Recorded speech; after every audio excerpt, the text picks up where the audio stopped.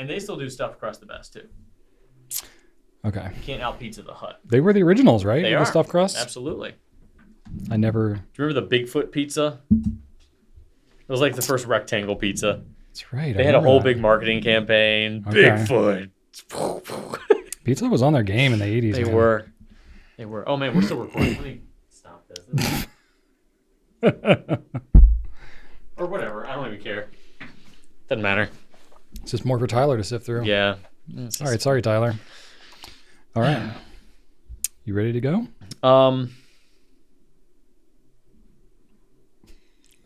Ready enough? I don't feel ready, but yeah, I guess I guess so. Should we go through our checklist? I can't point my finger on why I don't feel ready.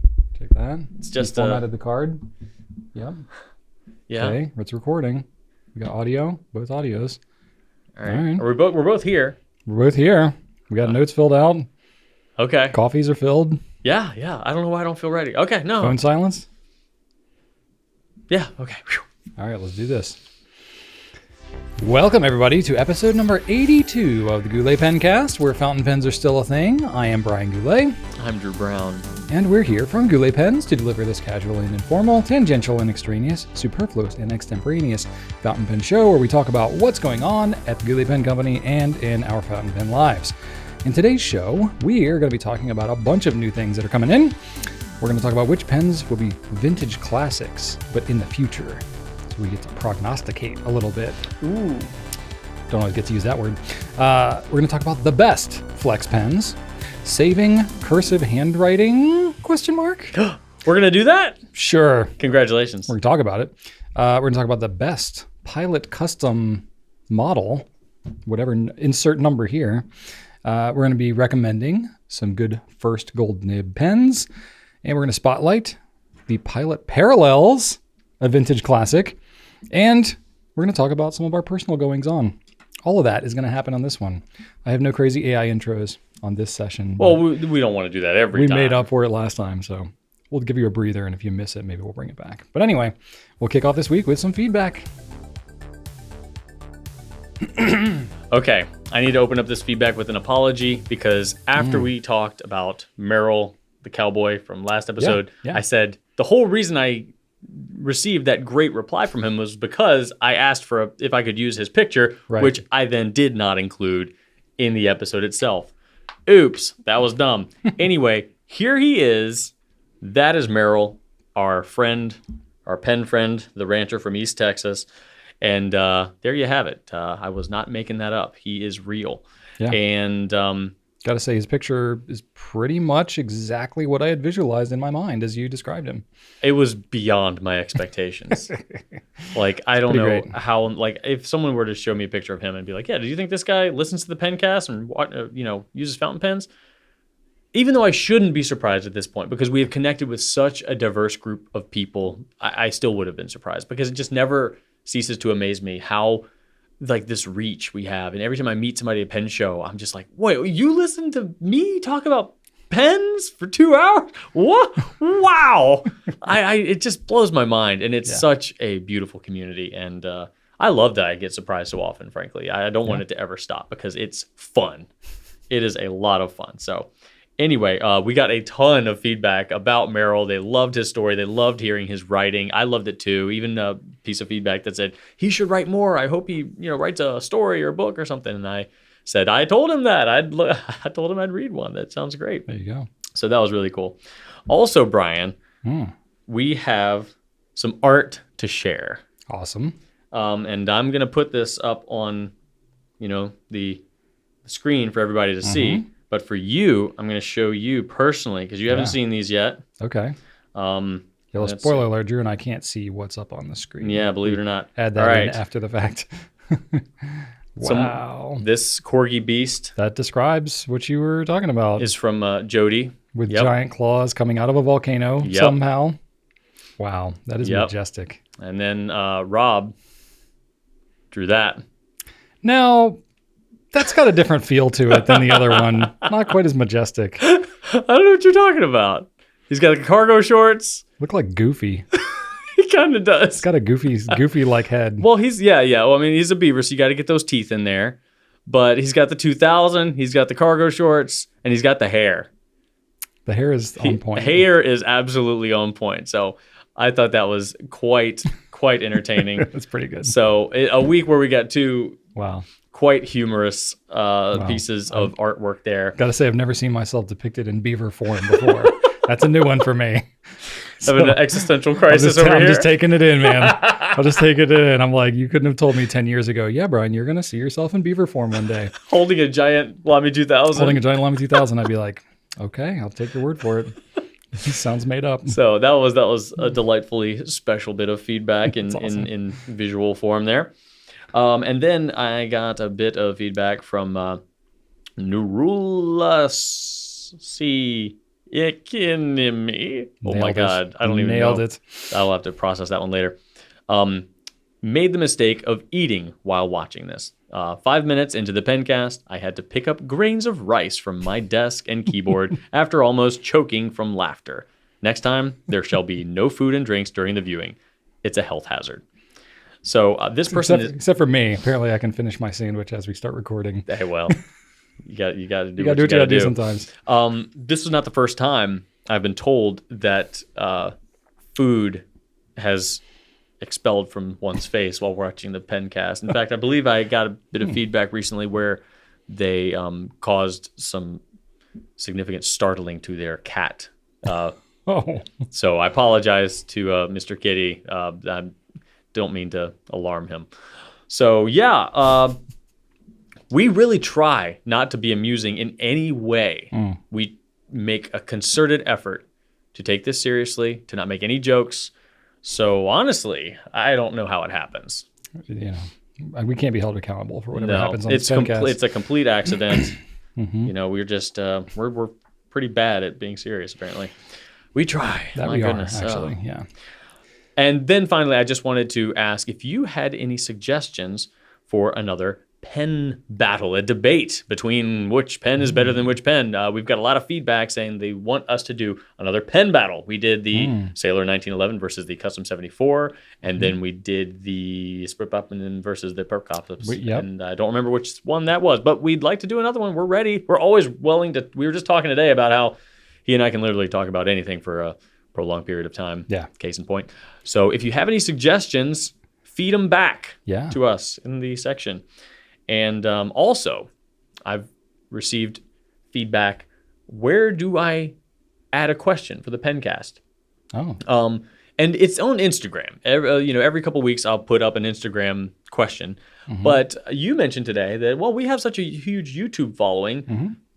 Keep an eye on the YouTube community section of this page because I'm going to ask for questions here next time. So check back on YouTube. I'm going to ask questions from these people right there. Nice. I would say also you can always drop a question in the comments too. Always. Like if we see it there. But if you want like a pointed place to drop like a high concentration of questions that are being gathered. Yes. Those postings on community, Instagram, that's where we'll just follow us everywhere. You'll see it eventually. You can also email us at pencast@gouletpens.com. That you can. That is another option. So many options. Or you can just email our team at info and just tell them about your nonsense and send them pictures of yourself on a horse. We actually have a new team member too over at info at gouletpens.com. Yeah. Our new team member Kay is now answering questions along with Adrian and Jessica and Brian. So if you see her, tell her hi. And Ethan too. And Ethan, yes, Ethan. Can't forget Ethan. Yeah. So tell her thanks for joining the team. So she's great. You'll love her. I don't think we have her up on the website yet, but we'll get her up there soon. That's right. So you can check her out.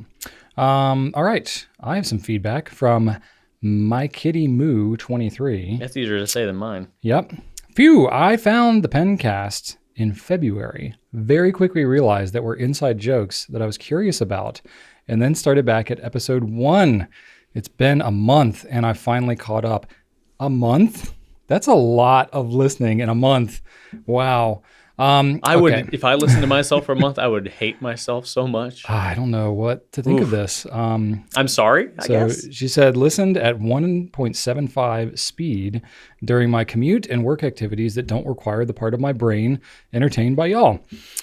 It's like I've found kindred spirits to keep me company during the boring bits of my day, not just with the serial obsessions, but with all the neurodivergent quirkiness. I too make large spreadsheets for everything, especially if the thing is nowhere near important enough to merit a spreadsheet. That's all. That's more me than Drew on that one. Tool maintenance. No, mine's just tool chaos. maintenance and banana farming and Balloons TD6. Yep. Thank you for giving us all a glimpse into your worlds, for the turkey hammock shenanigans, and for understanding that sometimes something as simple as a fountain pen can be a bright beacon in the dark. What a comment. I love that. Very, very reaffirming. That is delightful. I'm glad. I feel seen. Yeah, she's giving us permission to just be our quirky selves. For better or for worse. Yay. I was going to say, if you put that on 0.75 instead of 1.75, then we'll sound drunk, which can be also a good form of entertainment. Yes, too. but not quite enough if you want to speed through all 81, 82 episodes in a month. You don't need to slow it down and make it drag out even longer. That's intense. But just every now and then. I haven't actually done that in a while. I should do that. It's pretty fun. Quite entertaining. Pretty fun. I do it all the times because I'll sometimes wear my watch. I've got an Apple Watch which connects to my phone, and I'll be doing yard work.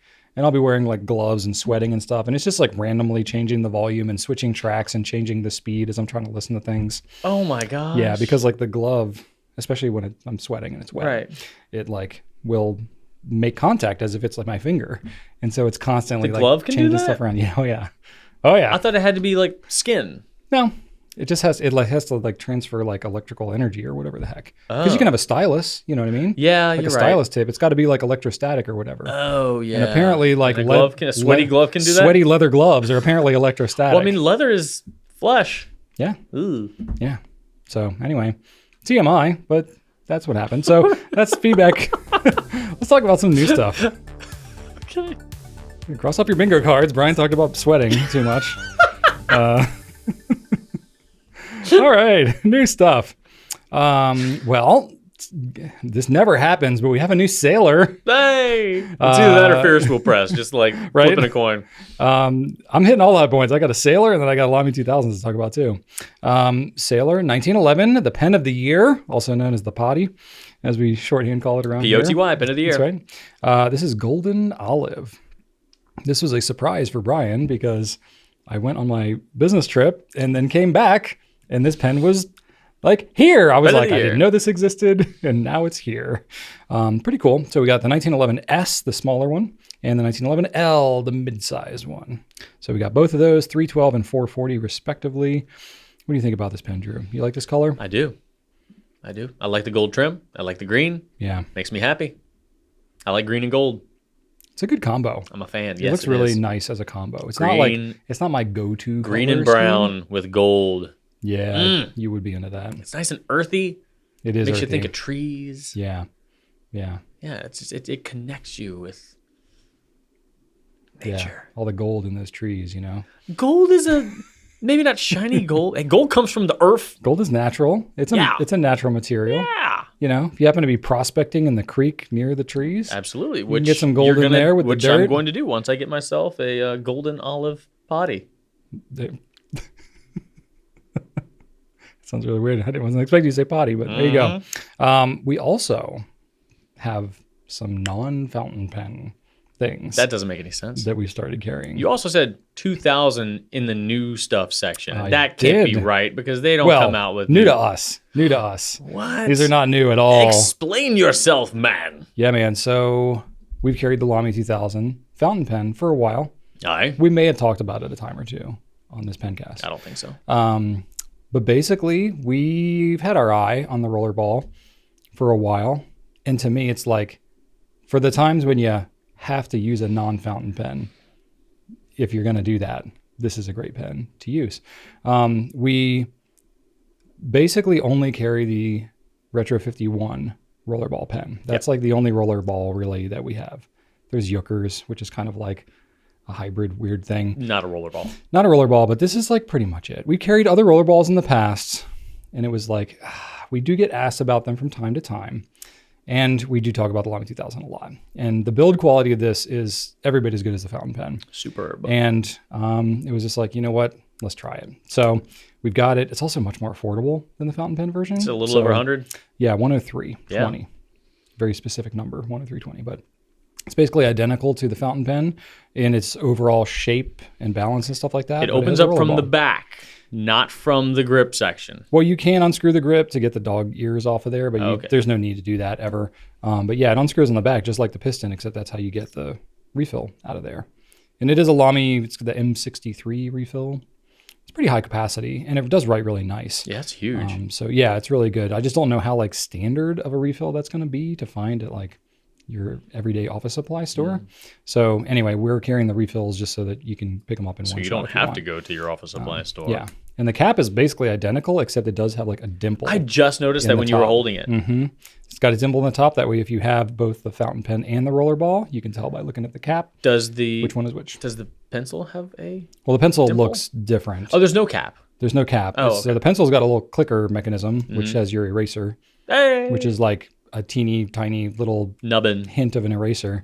But that's okay. I never make mistakes, so I don't really need that personally. Har. No, I'm just kidding. I mean, fountain pen, you just scratch it out or whatever and move on. So, Burn it. but the pencil there's two versions. There's the 0.5 millimeter and the 0.7. So it has a 5 or a 7 in the top, so you can tell. So I guess if you use multiple pencils, you can tell which lead version it is. So that's kind of handy. Or if you just need to remember what lead it takes. Yeah, that too. So that is pretty handy. Overall shape on this one is sort of like if you don't have the cap, because there's no cap. So you do have the clip at the back, which is fine, you know. It's a little bit lighter than the pen version. A little thinner But- too, right? A little bit. Not crazy though. I don't know. I need to measure it. It's Definitely probably thinner. a tiny bit Definitely thinner than the fountain pen. The grip of it feels a little thinner, yeah. But the mechanism's really nice, and yeah. And that one's only like $50, right? 55.20, 55. which I don't know. Is that a lot for a pencil? I think probably, but It's not a lot not for a nice, 2000. not for a nice pencil. For me, like the only context I've ever had was the fountain pen. So pen. these to So it me seems like a seem bargain. really cheap. Yeah, but I mean, there's other good pencils you can get for way cheaper probably, but it's a Lamy 2000 pencil. So Here we go. anyway, you can check that out. It's pretty cool too. I've already taken the mechanism apart like many times. That doesn't sound like you Because at you all. can unscrew it like that, and then you can just technically, if you can just write with it like that, if you want to. If you want like a skeleton pencil, but that's weird. You shouldn't do that. I don't know why you do that, but anyway. So kind of neat. I don't know. If you're into the Lamy 2000, you like the vibe, and you want some other formats of writing, we have them. We are gonna try them, and we won't be shocked if everybody's like, "No, sacrilege! You can only Fountain carry pens fountain only." pens. We refuse to buy this," and then we'll be like, "Well, we tried again," and then we'll drop them, and then we'll carry only fountain pens. We'll try again in forever and another ever 10 and ever. years. There you go. And then the last thing that I have is the Dolce Vita. Yeah, Delta? Delta. What? That's right. Now we carried the Delta 39+1 last year, which was like a little teaser, a little like, And hey, it was- Delta's coming back. Not exactly the most attainable of prices. Well, it was a limited edition, higher end, over $1,000 for that thing. Yeah. So we had an opportunity with Delta to say, hey, what if we did something exclusive? Something small batch pen. But this really feels like old Delta. It's literally the Dolce Vita. So it's not the biggest version, not the oversized version, but the step down from that. So it's still a chunky pen. It is. Very large, but it's not like obscenely large. Anyway, and we decided to do it with a steel nib to make it even more attainable. So we have it for $236. So these are with Yovo steel nibs. They write well. The pen is big, but it's not super duper heavy, which I've always loved about the Dolce Vita is they're larger, like girthier pens, but not super duper heavy. So they're pretty comfortable to write with for a long period of time. And the blue is the same blue. If you remember years ago, we had the Fusion 82 pen. There With was a that crazy blue- nib that had like gold and steel stuck together. So it's not that nib, Right. but it's the material that was in the blue of that, which I was always a fan of. It's these really like tight swirls in Yeah. there. It looks really cool. Reminds me of like a bowling ball or something like that. Yeah, a little bit.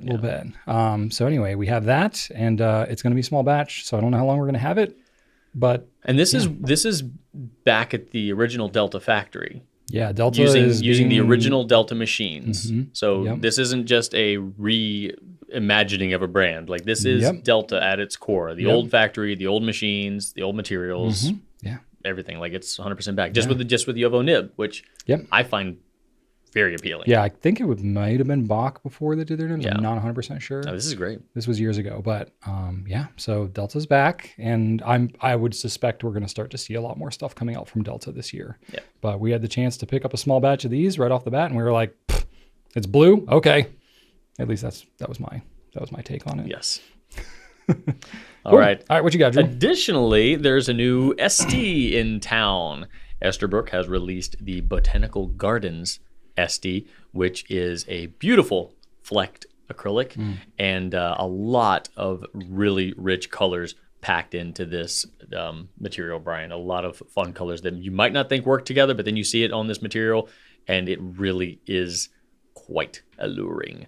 So that is available at $175.50 in a variety of nibs.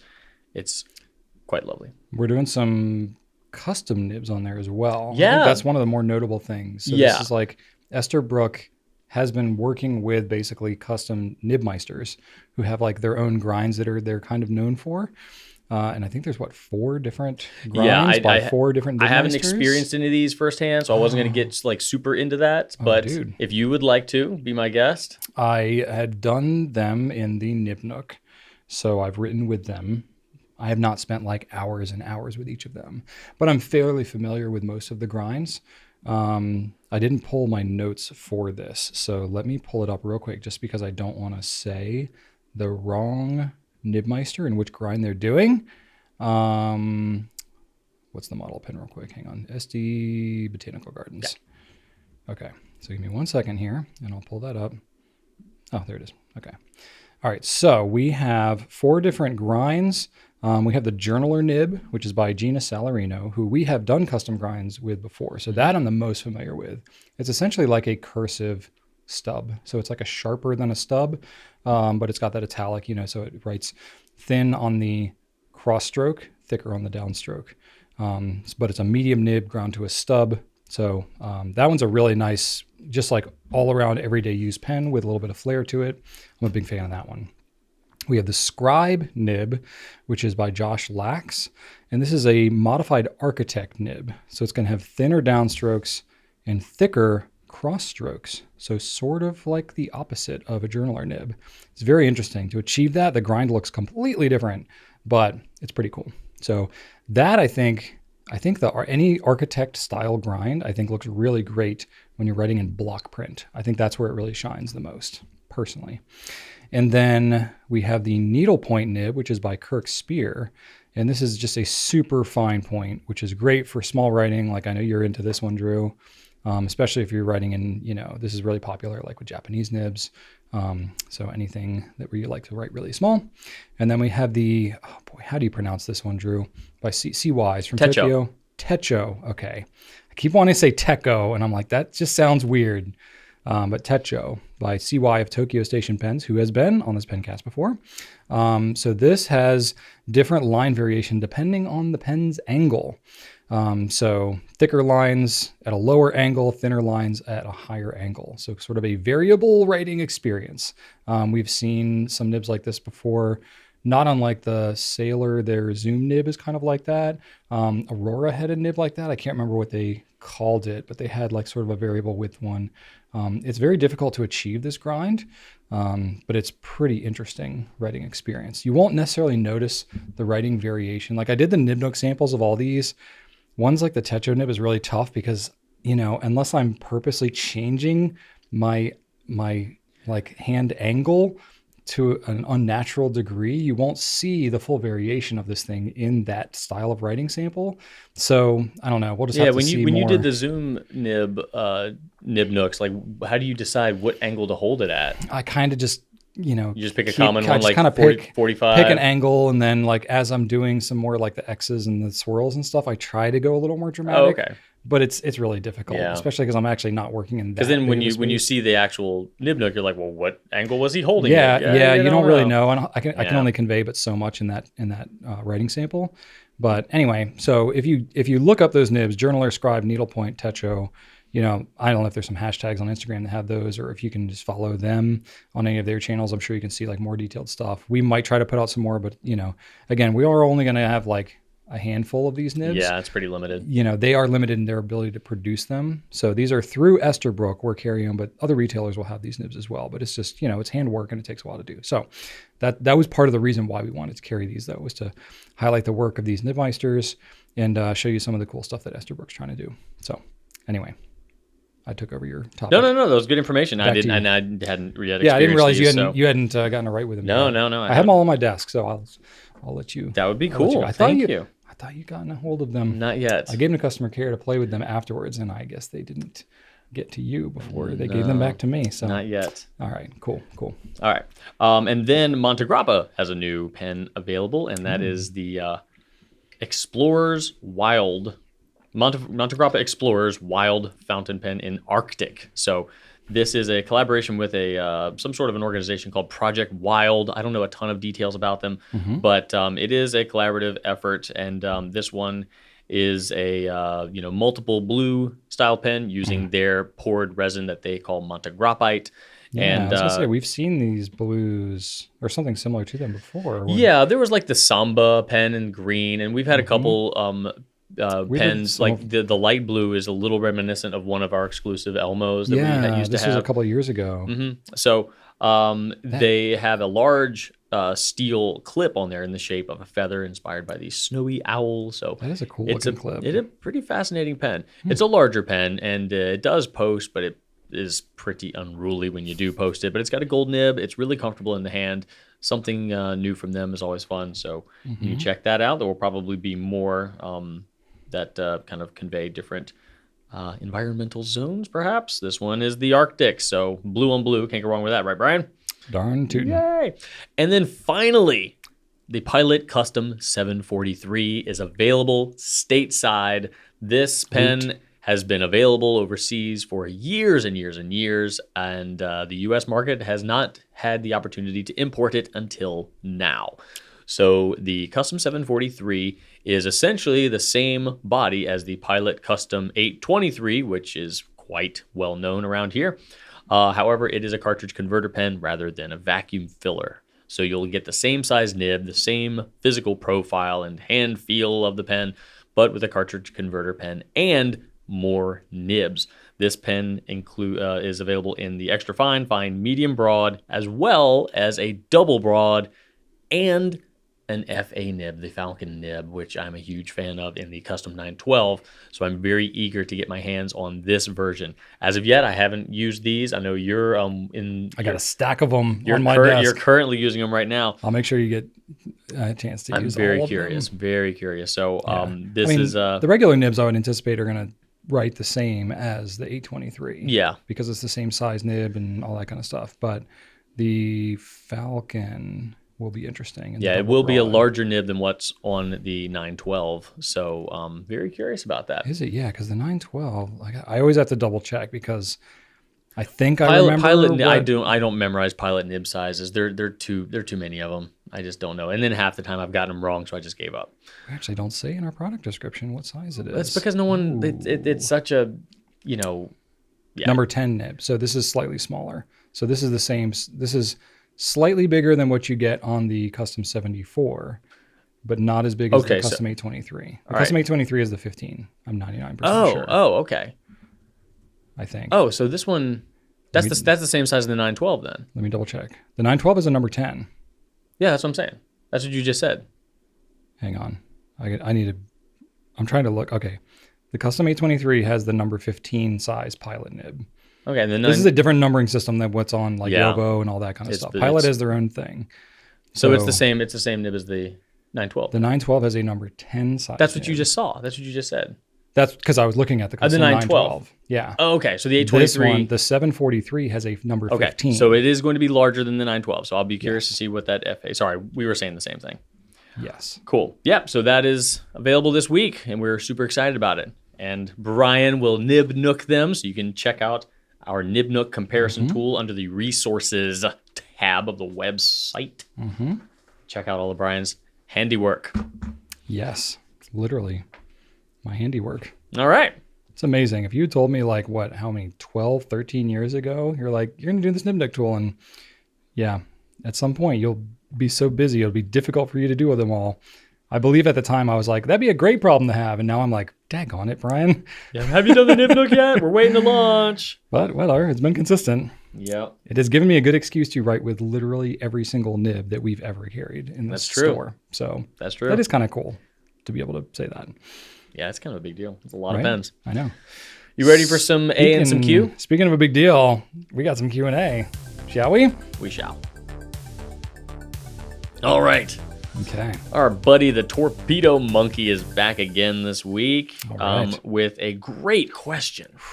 And here comes that prognostication you prognosticated earlier in the Pencast. I alluded to prognostication. There we go. And Mr. Monkey says, what pens available today do you think will be considered future vintage classics? That's a good question. Now, available today, you think Mr. Monkey's saying like that aren't already vintage classics? Because I mean, some vintage classics are still available, like the 2000. Like, well, this opens up a little bit of discussion, so sure, I wanted to kind of lay some groundwork here. All right. Because I had my own questions. So, what better way than to start off by answering a question with a question? That doesn't seem like you at all. What immediately went through my head was what actually determines a classic.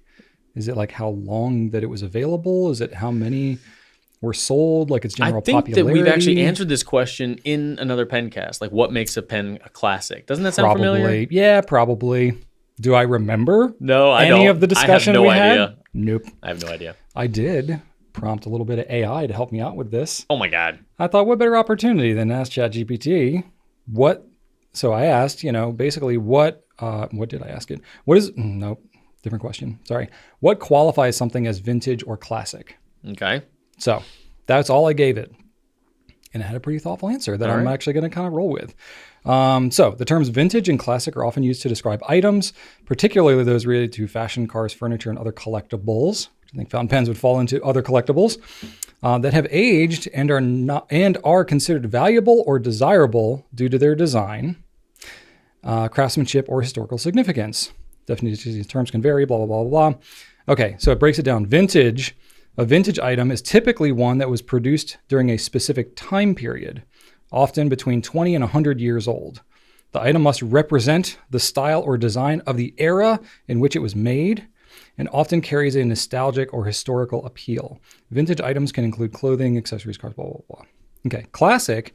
A classic item is one that has a timeless appeal, transcending its original era and remaining relevant, admired, or appreciated over time. Classic items often embody a high level of quality, craftsmanship, or design, and can include works of art, literature, cars, blah, blah, blah.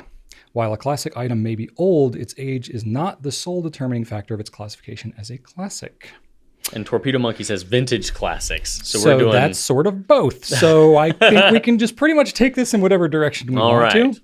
So this is where I'm like, I've really been thinking about this because when I think of vintage fountain pens, it's very easy to go thinking of like specific era, specific time period, what was popular, especially because there's a pretty distinct time period where fountain pens had their heyday. Sure. And then they transitioned, once the ballpoint took over, they transitioned to much more of a collectible type of item and not a everyday sort of commodity item.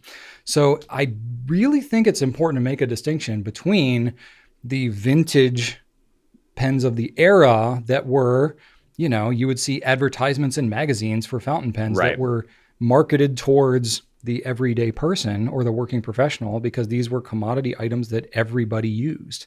Just like you would see smartphones and whatever advertised today. That makes sense. Yeah. But these days, or honestly for decades now, that has not been the case. So I really don't think if you're talking about what makes something vintage in that classic period is very different than what makes something vintage now. Like I think now what would consider vintage would be different. Does that make sense? Nope, you lost me. Okay. Let's just say I think I lost myself. Of the pens that came out, I think that you're on the right track. What do you say? Like what defines this era of fountain pens? How about we just say post commoditization?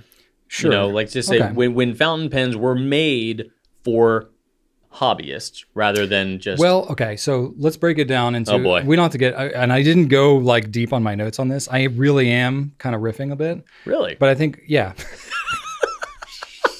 Jerk. This is only first question, Drew. It's gonna be your turn soon.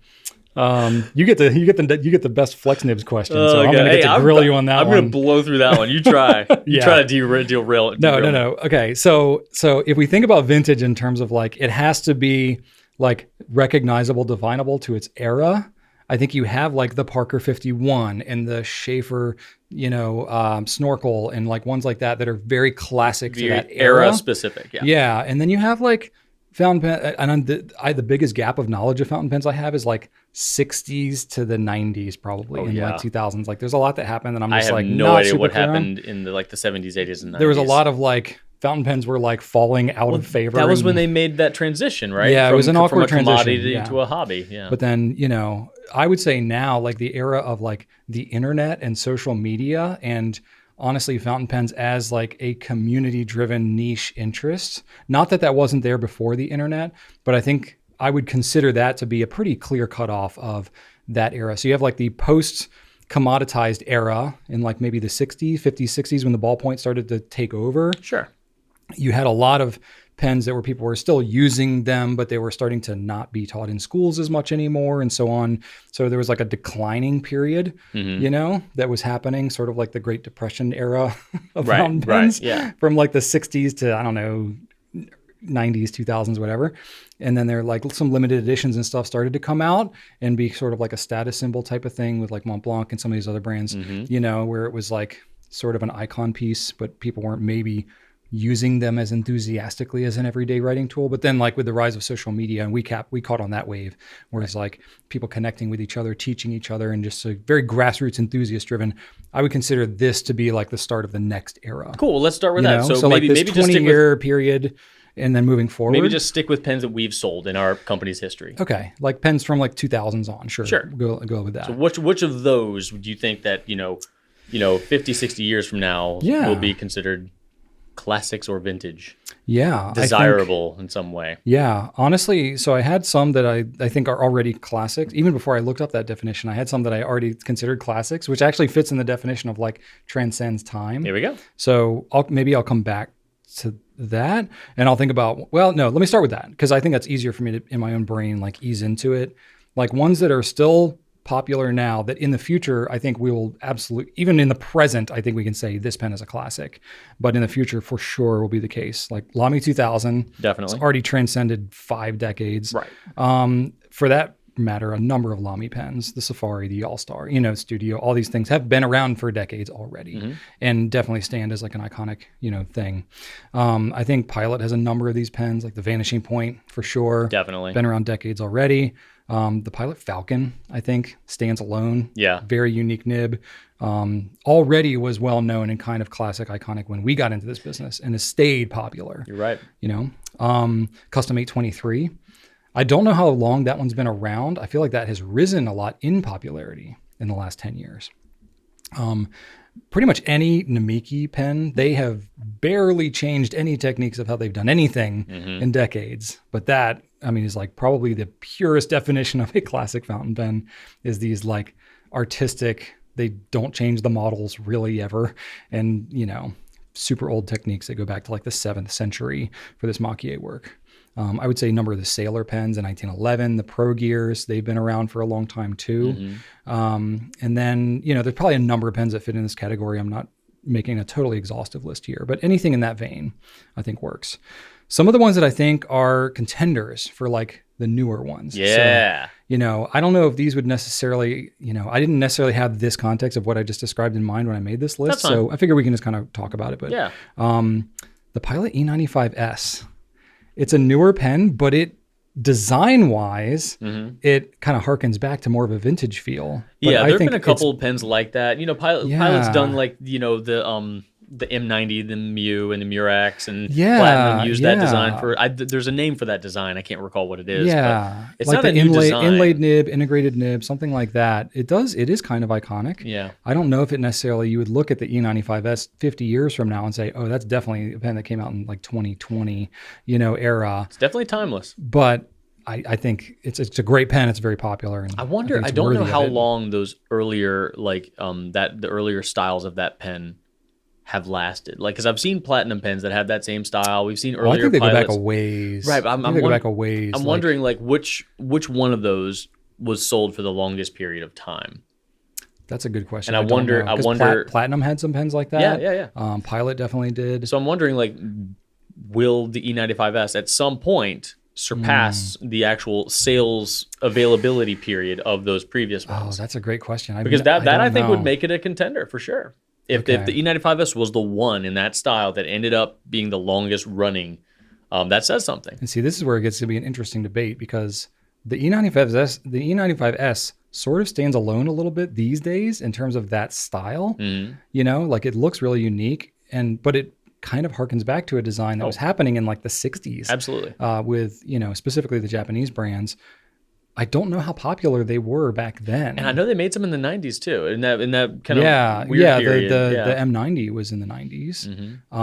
But I don't think it was a super popular pen. So I wouldn't, and I don't think it like defines that era either. So I don't even know if it would necessarily be considered a vintage to this era.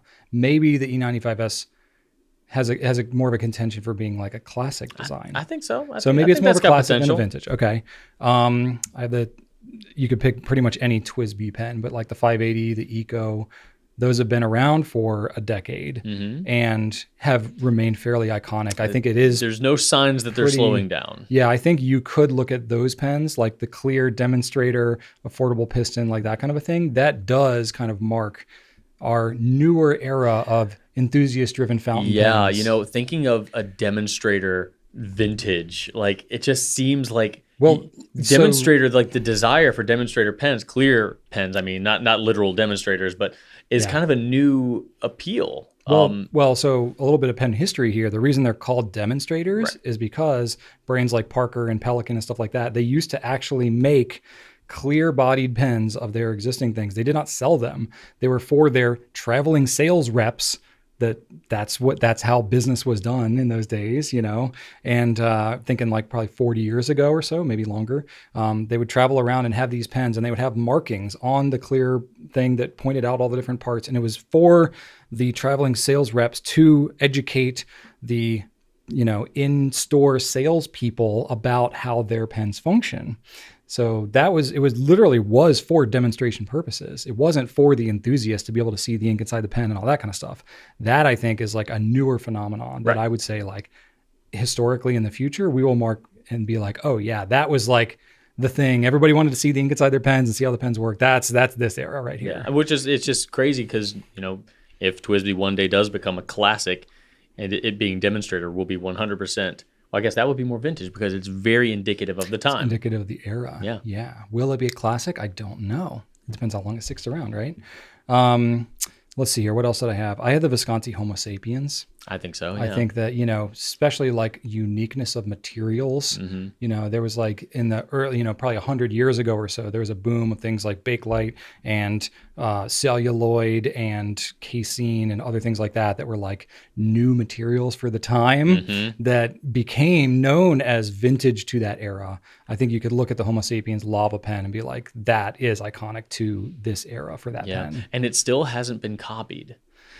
And that kind of blows my mind. Yeah. Like that's arguably the big appeal of this pen. It's a lava pen. It's a lot of it. Yeah. And despite the success, it's been Visconti's top-selling pen for over 10 years now, and no one has figured out how to copy the lava pen. Yeah, that's true.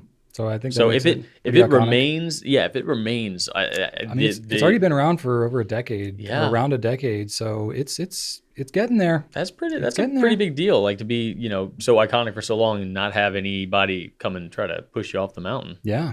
Or the volcano. This one, I wasn't so sure. The Pilot Metropolitan, or the MR as it's known elsewhere in the world. I debate this one. It's a super popular pen. Like so many people have this pen. Mm-hmm. There's nothing so distinct about it. Like it is sort of a generically corporate-y sort of a pen, metal pen, plastic grip, But very affordable, snap cap, it's but proliferation. yeah. Like- and I would almost consider it to be more classic just because of how many people were newly introduced to fountain pens that this was one of their intro pens. That's true. So a lot of people got their hands on this one. Yeah, I wouldn't even necessarily say that it's the design. No, there's not a whole lot going on design-wise. It's particularly unique, but you could argue that for a lot of pens. There's a lot of pens that are not that different than other pens, but they're iconic because of the influence they had. Mm-hmm. And this one, I think, would maybe be a contender. A lot of people got their start with the Metropolitan. Right?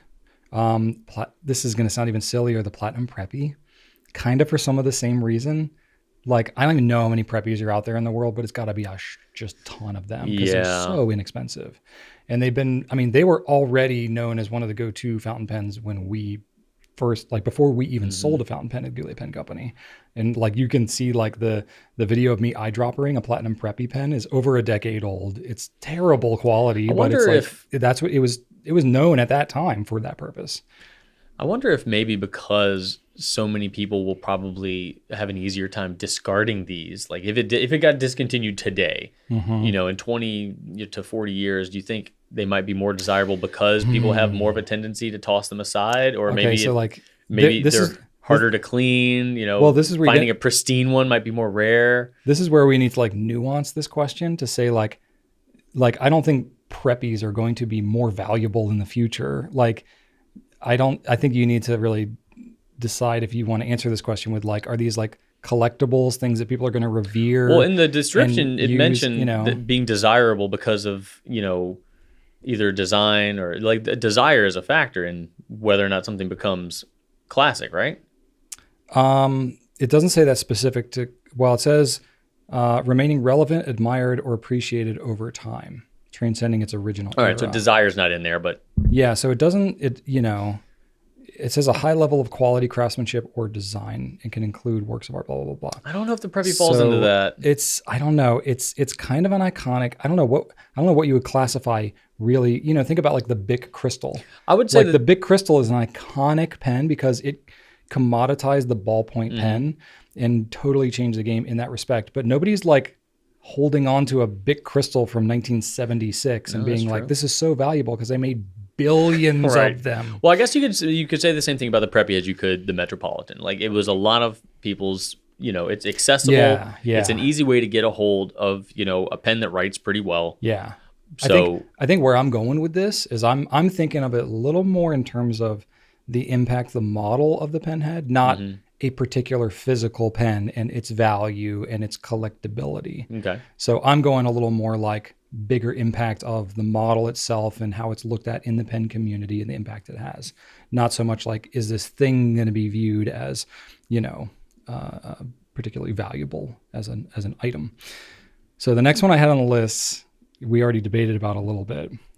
Noodler's pens of any form.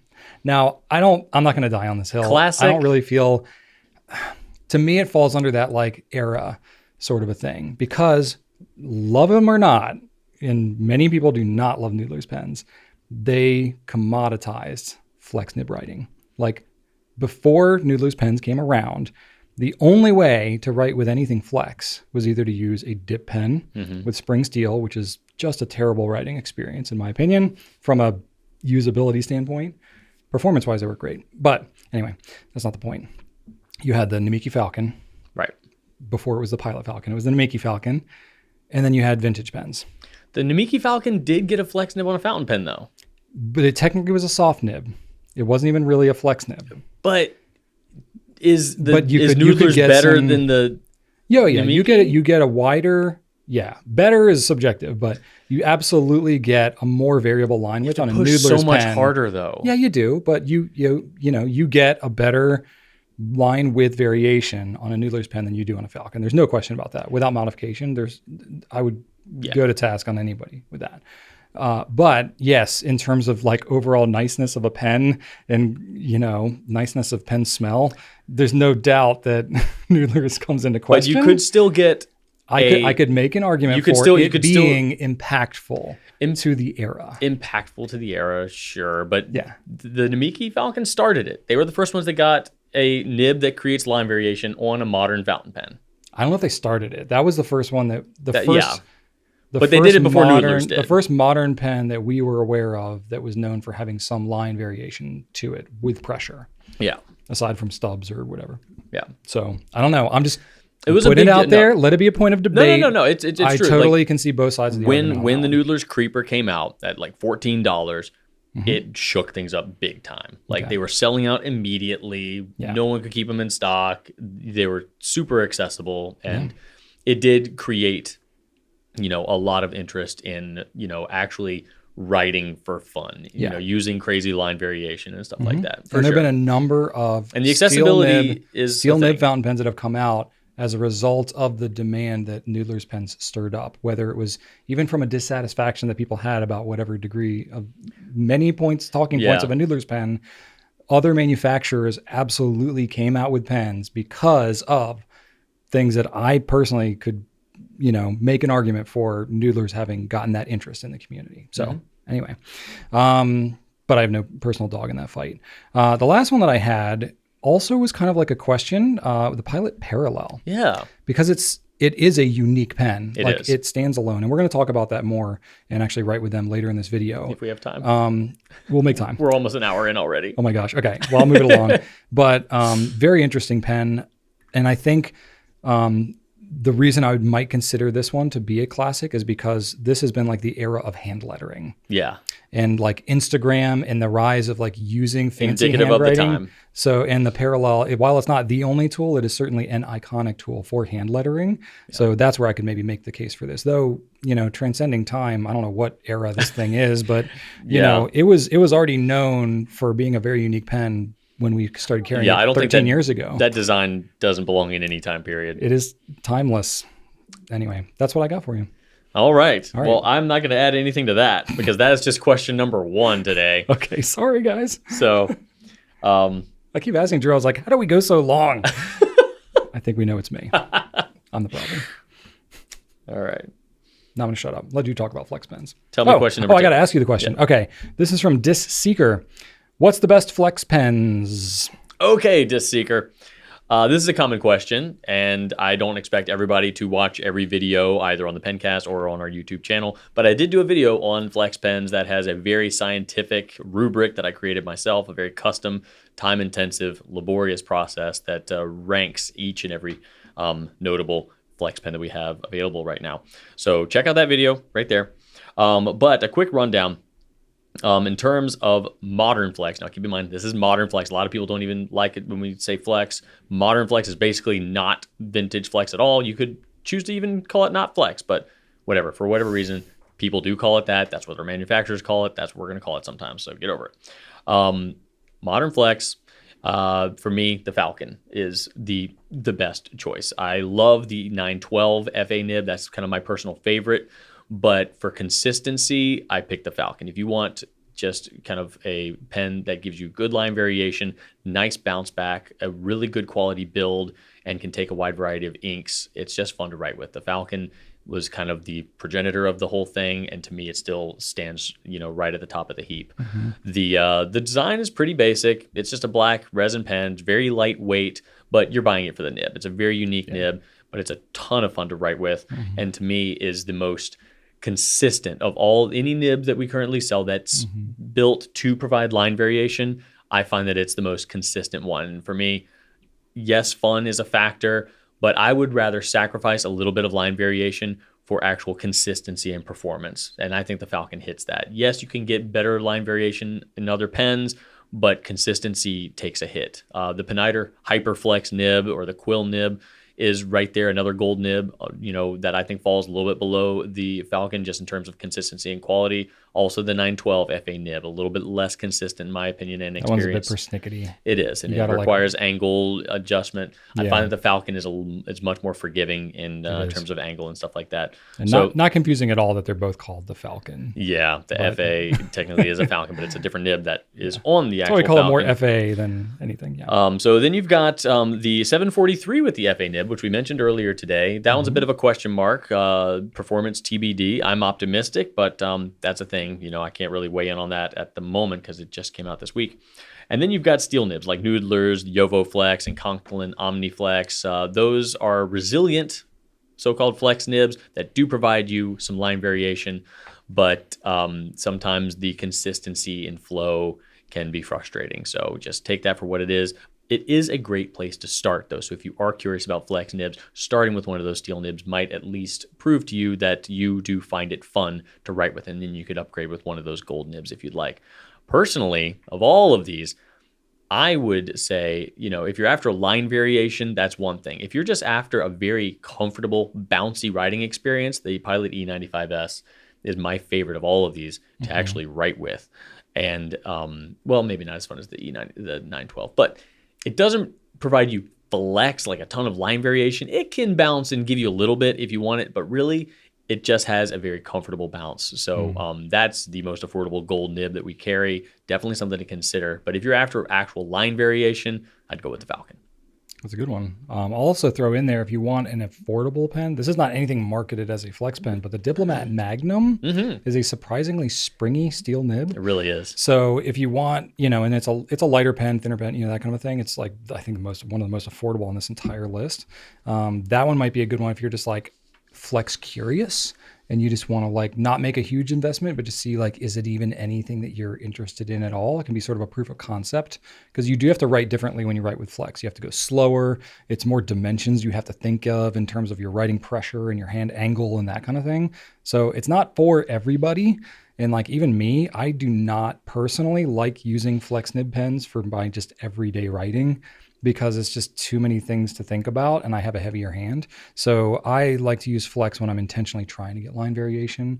But, that's something where like a Magnum could be handy for those who are just testing the waters. Absolutely. Yep. Cool. All right. Question number 3. MH Bryant 63 is just stating, I sometimes ask, what do you want us to talk about on the Pencast? And MH Bryant says we should talk about the decline of Cursive and how to save it. Okay, so like you're leading me a little bit with these questions, Drew. Like I think about all the pens that exist and which could be considered classics, and then how about did you hear him blaming me for this?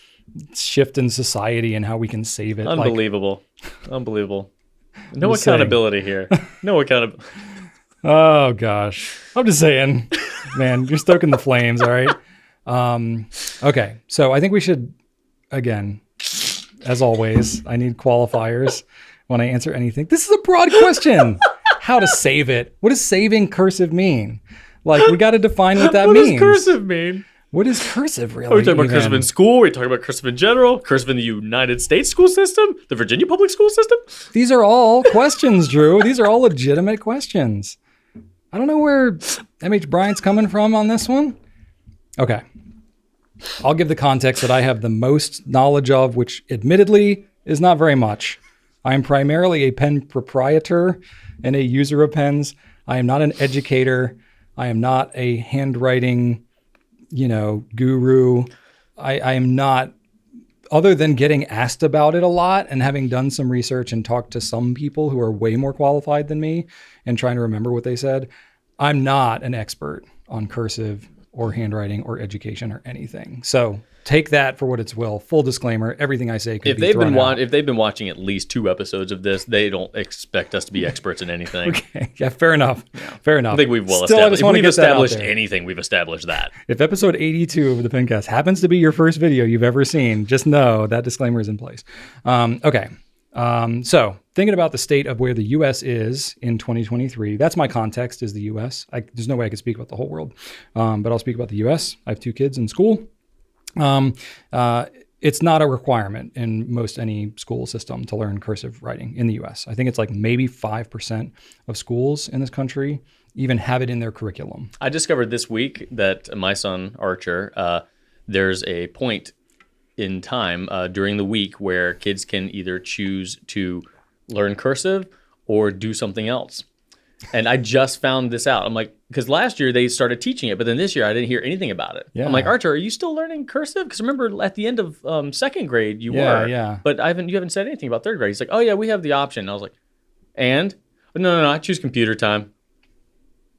Like, okay. Proud moment, right? Didn't just learn that. Yeah, my son has zero interest. My daughter has more interest. She does look at it more. But still, I think if we are thinking of saving cursive handwriting as requiring all students to do it in school as a part of the curriculum, I think you're dreaming.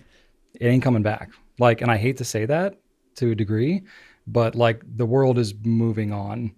And there is a lot of other things on the horizon that our kids are going to face in the future. I'm looking at AI and the stuff that is already turning on its head in the school system. And I'm like, my kids need to understand what the heck that's all about. Yeah. Because that's going to impact their future world way more. Yeah. Are we even going to have human teachers, letters, in a couple of years?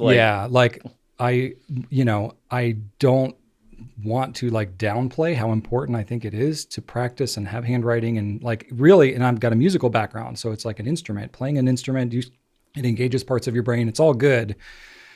But I'm also a realist. You can't turn back the clock or unring the bell on something this major, especially when you're talking about like a national standard of education like this.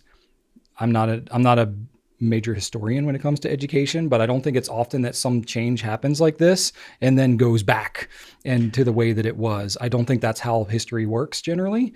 So I think we should not just like cry in our own milk about whatever. Is that the expression? Cry over spilled milk or what? Cry in our own cereal? I really don't know the expression there. I like crying over our own milk. Cry over our own milk. You just got a bowl of milk right there. A bowl of milk and you're done with your cereal. Maybe that's sad. It. Yes, you're sad. Sure, let's go with that. Again, I'm saddened by the fact that it's not taught because I do think it's great, but I'm hyper realistic that our kids face a lot of new challenges and they have to learn how to deal with those challenges. So while there's a sadness in that, I also think that it's not going to die completely. I think it's easy to say, oh, decline of cursive, blah, blah, it's going to go away. I mean, literally ever since we got into this business, even those who have been our suppliers and people running pen shows and things like that, everybody was pretty much like, yep, this is all going to go away. I don't even know if people are going to be into this next year. And then the next year they'd be like, well, I guess people are still into it, and now it's like, we've been doing this 13, 14 years now. And it's like seemingly more popular now than it was when we got into it. So it's like, but it changes. It changes. So handwriting as a commoditized method of communication, be real, it's not going to be that anymore. Yeah. You don't even have to say, you don't even have to type things anymore. You can just say them into your device. I wrote a bunch of letters this weekend to just some friends, just saying hi. And I'm like, man, they're going to think this is so weird. Right? Like, it's just, written communication is just kind of already not a thing. It's shifting. It's already, people are going to get a letter in the mail, like, what the, they might just throw it away, just assuming that it's garbage. It changes, but because it changes, the purpose of it also changes. And I think now it falls into a more artistic space. Yeah. So, for what I see, the rise of hand lettering, a few years ago in places in visual mediums like Instagram, I mean, there were way more people that were practicing hand lettering, and it changed what cursive was. It was not everybody learning the Palmer method of cursive and the exact same thing, but there were a lot of people doing really creative and interesting things with handwriting. And then, that pendulum swings and stuff changes over time. So I think there's something fundamental to writing and expression and communication and artistry. It's never going to die, but it's going to change. So I think the idea of teaching cursive, it's going to have to change drastically, and we'll have to think of new ways to do it. So I don't think a nationwide cursive writing in schools is ever going to come back, but I don't think it's going to die completely either. For sure, you're going to have some schools that, maintain it as part of their curriculum or teach it as a more of an artist, like an elective type class. And I thought of a good analogy around this. Think about I love analogies. Yeah. Think about making your own clothing. In the early 1900s and stuff, Industrial Revolution, sewing and hemming and all that was something that just about every family did in their own house. Yeah. It was a mainstay of just living as a human, as you had to know how to fix and repair and all of that with your own clothes. That's not necessarily the case anymore. Is that the worst thing in the world? Well, for a lot of people who are not really good at it, they're really thrilled because they don't have to make their own clothing. But yes, there are downsides to that. But if you wanted to, you could. But absolutely. Knitting, fountain pens, all these things, none of these have gone away completely. There are pockets of people who are super enthusiastic about them and are teaching and sharing. And so it's like a more enthusiast-driven education around these things. But it's not like everybody has to learn how to do this in their everyday life, because in practicality, everybody doesn't have to use it in their everyday life. So I think it kind of falls into that territory. So handwriting seems to be going kind of that same way as it is with like sewing and making your own clothes. Certainly a cool and interesting thing. It's definitely a way to stand out and express yourself, and it's a great skill to learn. But it's not something that, like, if you're not being taught in school how to hem your own dress, like, are you being held back in a lot of ways, at least in the US? Probably not. Like, there's other things that you can learn. So I think it kind of falls in that. So I don't think the answer is trying to make cursive writing what it once was and saving it with that context, because you're looking backwards in that way. But I think, history evolves forward. And I think that the key is for us to develop what cursive writing and what handwriting is going to be for the future and what purpose it's going to serve. I think peer-to-peer education, I think using technology for inspiration and sharing and connecting with others, and then teaching through those mediums is going to be the way of the future. So it's a little less of like, let me lobby my politician to get handwriting back in schools. I think personally that's a huge waste of my own time. It's going to be way more effective for me to like talk about it, share it, show others, improve my own handwriting, these types of things. So that's kind of my perspective on it. I think that's very good. And I think it's a good analogy too. And it makes anybody who is in the hobby, take knitting for example, like it automatically, once you are engaged in this kind of unnecessary activity, just because you're passionate about it, automatically gets you within a community, whether you realize it or not. You are now with other people who share that same passion. And I love that. Like the more groups of passionate individuals in the world, the happier we're all going to be. I think that just having an opportunity to discover a passion and then to find people that share it, to allow yourself an opportunity to engage in that passion, like everybody should do that as much as possible. It brightens everything up. So I love it, as long as there will always be people that are passionate about it, and that's what matters. Yeah. There you go. Beautiful. All right, Drew, got a question for you. Yes. It's from Majestic Oscar. What pilot custom would you recommend? Would like to try unusual nibs, but the 912 is a bit boring looking, or is it not? Oscar, it is a bit boring. I love it. It's my personal favorite. It's classic, or is it vintage? Design. I don't know. All right, I'm going to blow through this, Oscar, because I've got some things written down, but I feel the need for expediency. The need for speed. Yeah, so here we go. We're just going to talk about all the customs right now. So, Oscar, get ready. Do it. I also might slice out this video and make it its own thing. So, boom. Make it happen, man. I'll try to interject less. Oh, well, now you just want me. I just want to bait you now. See what I can do. Okay. The Custom 74, the worst I'm going to try not to talk custom over you, too. Of the entire bunch. So, I'm literally just being a jerk. I will actually be quiet and only interject when I have something relevant. You didn't hear what I just said? No, I didn't. The Custom 74, to start off with, is the worst of the entire bunch. Because Brian Goulet likes spreading misinformation here. Okay. No, Custom 74. Feeling attacked, Drew. I'm feeling attacked. I'm going to start from the lower end of the cost zone and work my way up. So the Custom 74 is the smallest and most affordable of the custom series that we carry here in the United States. It is $176. It has lots of colors. However, in the States, they are all translucent, so you won't find any solid colors available to you. It is a cartridge converter pen. Unlike the Custom 74 going up to $240, the Custom Heritage 92 is the only piston filler in the family of custom pens in the United States. Any pilot, for that matter. Yeah, I believe it's the only one that I know of. So the Custom Heritage 92 is a piston filler, an internal piston filler. It is only available in the United States as a clear pen, but you do get to see all of what's in there crystal clear, and you get to see the lovely and smooth piston operation. It's a fun pen.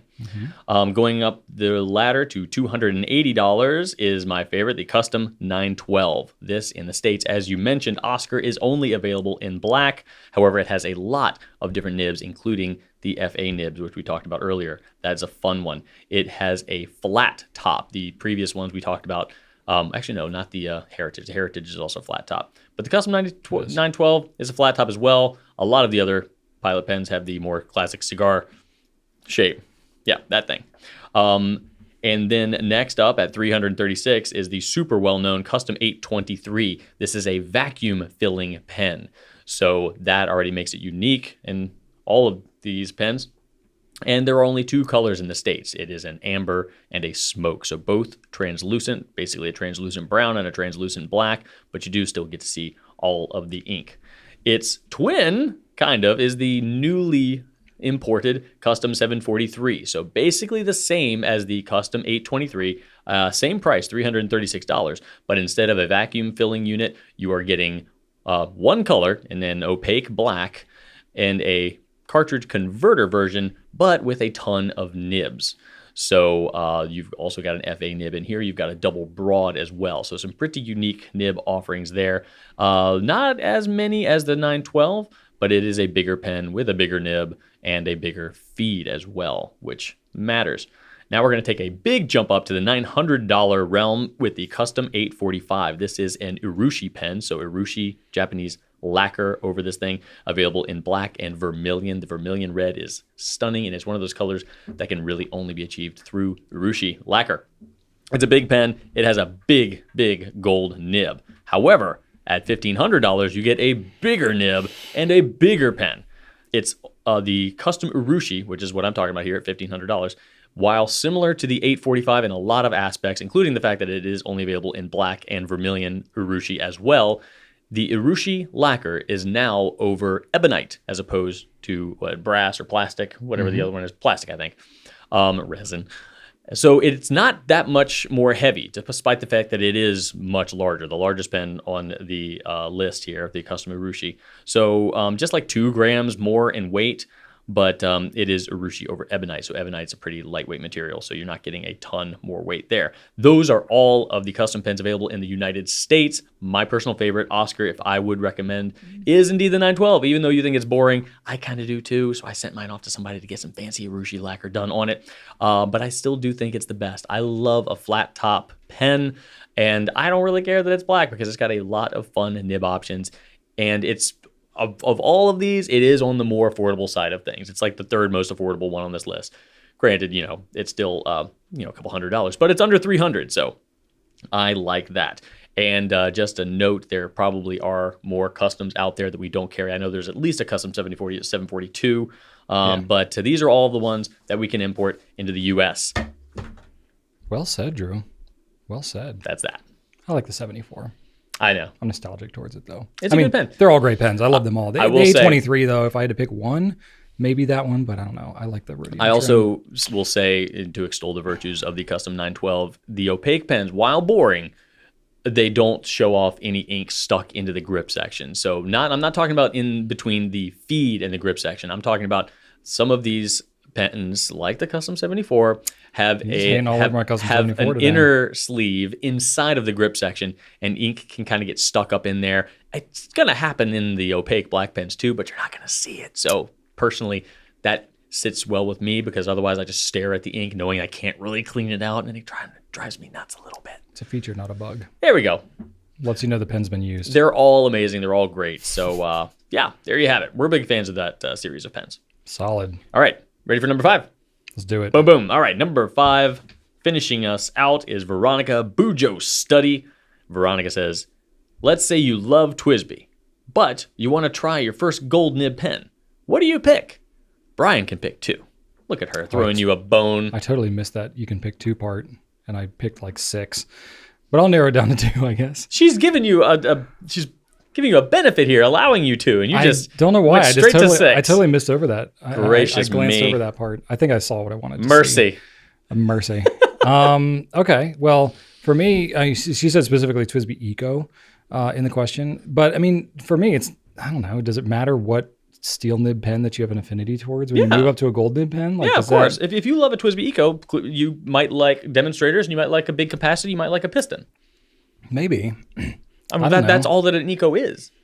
I mean, yeah, but I don't know. I was thinking like how the pen writes or whatever, but that's going to be different on a gold nib pen. No, I'm not really thinking about the nib. Oh, you're talking about like the feature. If you like those features of a TWSBI, that's how then I it will took be it. good? Yeah. If she Okay. loves the Eco, then the most like the most interesting aspects of the Eco are not the nib and the writing experience. I mean, that's a pretty generic German nib. Yeah, I guess not. It's more like the capacity, Piston, clarity. Yeah. Okay. All right. That's how I took it anyway. Okay. Because I was thinking like, I don't know. I guess I was thinking that didn't influence too much what my opinion was going to be about a good kind of entry gold nib pen. But I guess now with that context, that can narrow down my selection of like 6 things into maybe just one. Hey, look what we did. So I mean, we just talked about the Pilot Customs. I'm a fan of the Pilot Custom 74. It was a great introduction to me when I first started out with gold nib pens. It's a great entry level gold nib. It's a good entry level. It's you get that demonstratory kind of aspect to it. It's not a piston fill pen, but that Con 70 does have a larger ink capacity than most. And even the cartridges have a pretty good size ink capacity. Not as much as an Eco, but still plenty. And the feel of that nib is kind of bouncy, springy. You really get a great introduction to what a gold nib can feel like, distinctly different from a steel nib.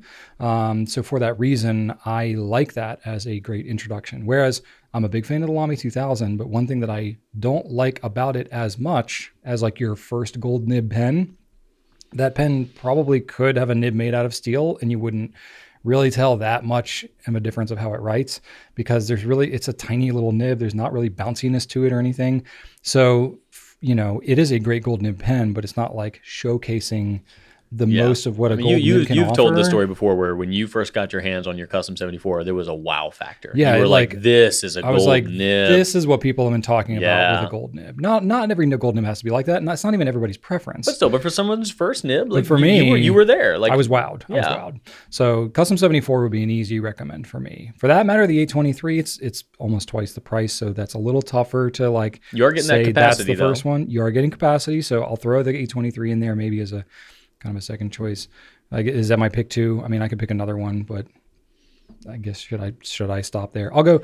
The Pilot E95S was going to be the other one, but now thinking about like the demonstrator aspect of it, that's probably not where I would go. That has nothing in common with the nothing to do with TWSBI the Eco, but I don't know. It possibly. I was thinking of like pens that like are unique, good bang for the buck. Yeah, I mean, on its own, I think that the Custom 74 I would stand by. I mean, on its own though, like it's hard to say that the E95S isn't like the best entry level gold nib. Like it gives you a really great gold nib feel, and it's the most affordable. But it's really not anything related to an Eco. Not a thing. So Custom 74. My immediately went to like what's the most Eco like gold nib I could think of, and that was the Heritage 92. So the Pilot Custom Heritage 92. It's a clear pen. It's a piston filler. It's got a gold nib. It's basically a Custom 74 with the ends chopped off and a piston. So same pen otherwise. Yeah. So I mean, it's more expensive than the 74. It's got more internal components, so you are paying a little bit extra. But if you like the capacity, the demonstratorness, and the piston of the Eco, this is the most Eco-ish gold nib pen I could think of. Yeah, and it's the same nib as the 74, so we both agree that's the best nib you can get. Here we go. Right? I'm just kidding. All right, that's what we got for Q&A. Drew, we have a pen spotlight that we're going to do, the Pilot Parallels. Let's do that. Okay. In a timely manner. Okay. All right, folks. We have here a smorgasbord of parallels. So there's 4 of them. We have all 4 sizes here: 1.5 millimeter, 3, 4.5, and 6. So kind of evenly spread out there. And I'll show you. If you're not, I mean, we won't go into full detail about these parallels, but they're different than your normal fountain pen. There's the difference between the smallest one and the thickest one. Huge difference. Massive. Like this isn't even a fountain pen nib. I mean, come on, what is happening here? Some people even use these as highlighters, honestly, which you can do. So it's kind of interesting though, because if you look at it straight on, it's just 2 flat plates that are put together. It's really not even a nib technically so much as it is plates that are put together. So still works like a nib. And, it's got a clear grip and everything, so you can see your ink flowing in there. Uses the same Pilot Namiki cartridges. You can use converters with it too for whatever ink that you want to use in here. So they're very handy in that way. But they're kind of interesting, and they have some cool things that you can do with it. So Drew and I are going to show these off a little bit. I've had these for so long. Look how much ink has evaporated from them. Where's that pink one? Where's this one? Are these really old cartridges? Yeah, look at that. Oh my God. Yeah. They ship them with more ink than this, but how long has this been sitting in your office, Drew? Years. Years. So yeah, ink can leach through the plastic over a long time. So I'm going to do whatever this red color is. I don't even know because Drew just grabbed them. So it installs just like any other cartridge. Push it in there. So it's going to take a second for it to kind of work its way down through, but that's what will happen there. It might even be pink. I can't tell. So we'll let that work its way down, and then we'll do the blue one too. Yeah. Now the blue one, if you've been using the parallels for a long time, they used to have this gray body. Now they have a white body. So I would like to say I grabbed a gray body because I wanted to show you both, but this is actually just all I could find. So anyway, that's what we got. So this is a blue of some kind. So we're going to push that in there. Seems fitting because it's blue. So we'll, squeeze the cartridge and encourage a little bit. There we go. Help it work its way down through. Hey, let me see one of these. I want to try to get a shot of the plates here. Oh yeah, get a good shot. See if I can zoom in. So we got some paper here. We're not going to demonstrate all 4 colors because we're already running our mouths quite a bit on this episode, but we'll at least show you some of the cool aspects of what you can do with these pens. Now these are very affordable pens. What are they, $10 a piece? They you can were. buy them in a 4-pack for $30. Oh yeah, did the prices go? Oh, see, this is a problem. They probably went up. Price change. We'll double check that and maybe drop something over the maybe. So when you're inking up for the first time with a cartridge, sometimes it takes a minute. So I'm gonna give it some encouragement here. It's kind of like squish it down through. See if that helps it out at all. Give it a little shakedown. Yay. Okay. So once it starts to kind of work its way through, we'll get some good capillary action going. All right. So, basically it's got these weird plate things, but it essentially ends up writing like a stub where it's really thin on the cross stroke and really thick on the downstroke. Now this is 1.5 millimeter. So I know I'm writing on blank paper here, but theoretically you can write, in an approachably normal width or like, not width, but size. I really can't talk and write at the same time. My apologies. I know I'm terrible at that too. Yeah. But yeah, you could fit, this is the one where you could reasonably fit this within standard ruling. This is probably the only parallel you could do that with. Unlike a dot grid with a 0.5 millimeter, you're going to struggle. Yeah. You may need to go double lined on this one. But pretty much anything bigger than this is unruly on the page if you're working within any sort of printed constraints. Because it's flat plates, if you tilt too much, you start to run into skipping issues and stuff. Yeah. So it does take some intentionality around it. So like as a daily writer, it's a little frustrating. It's more of kind of a calligraphy or an art pen. Yeah. But if you write with a plate perfectly flat, then that's fine. And it writes well. You can also turn it 90 degrees and you can write just with the edge. Sometimes. There we go. I think the ink is still kind of working its way through. So that actually is a nice little hack for and if you you can want kind to. of just use it like a normal pen. Yeah. So if I want to like write thinner, I can do it like that versus, this really fat kind of stuff going on here. So you can kind of flip it like that. I've even seen people that like grind away part of it. Mm-hmm. And, there's a lot of that I've seen on Instagram where people are kind of grinding off one edge and doing some cool things artistically with that. Is this one working yet? Good question. We'll find out. Do the big one. I'm going to do the big one. The big one is going to blow your minds if you've never seen one of these. Look at this. I'm doing it. Get out of here. All right. Let me force a little extra through there. Blah. There we go. I fixed it. Don't worry. Yeah. I primed it. Drew's actually better with these things than I am because he does more drawing and like that kind of stuff. Oh, look at this thing. Look at that. Oh, the my swath. God. It's so beefy. Swath of nib. I love that so much. That's the biggest one. That's the 6.0. But then the cross stroke is the same as it is on the thin one. I love it so much. So you can go. That is so epic. In terms of calligraphy, you can do some very interesting things, My handwriting's not amazing, but the 6.0 parallel makes it look amazing. It can fill a whole page. Goulet pens. Beautiful. So yeah. And then you can still write on the edge and get relatively small with it. Same as the other one. And then there's this other really cool, interesting aspect to these pens. Not something a lot of people are aware of. So the ink that comes with these things is known as the Pilot mixable cartridges. So they make these parallels so that if you actually touch the plates to each other, it sort of transfers one ink color to another. And depending on how long you hold it and if it's actually making contact, I hope that it is, We'll find out in a second. But then it will give you sort of an ombre effect. So you can get sort of this like mishmashy color effect, which is kind of cool. So that doesn't last very long when you use the super fat nib, but like on the other one, it'll probably last a little bit longer, maybe. No, it looks like it transferred the red over to the blue mostly. You got this kind of purple thing. It's still pretty fun. It's not something that not every fountain pen can do for sure. Yeah, you can't, technically, I guess you could do this with another fountain pen, but it's so difficult. Here you can actually do it because you have the plates going on. So it does transfer over some of that color. The longer you hold it, the more of a transfer you get. But it just gives you some other cool, like artistic ways that you can sort of play with these things. So if you're using two, sizes that are closer to each other, you'll get a more even color, and it might last a little bit longer. It'll last longer the longer you hold it on there. But I don't know, it's kind of cool. You can do that, in different ways than you can with a normal fountain pen. So I don't know, for whatever the price is. I need to look this up. It's been $10 for so long that I think it's 20 now. To say that. Get out of here. Okay. It could be. Let me reorient myself. Parallel, $14.13. I don't know how I couldn't remember that.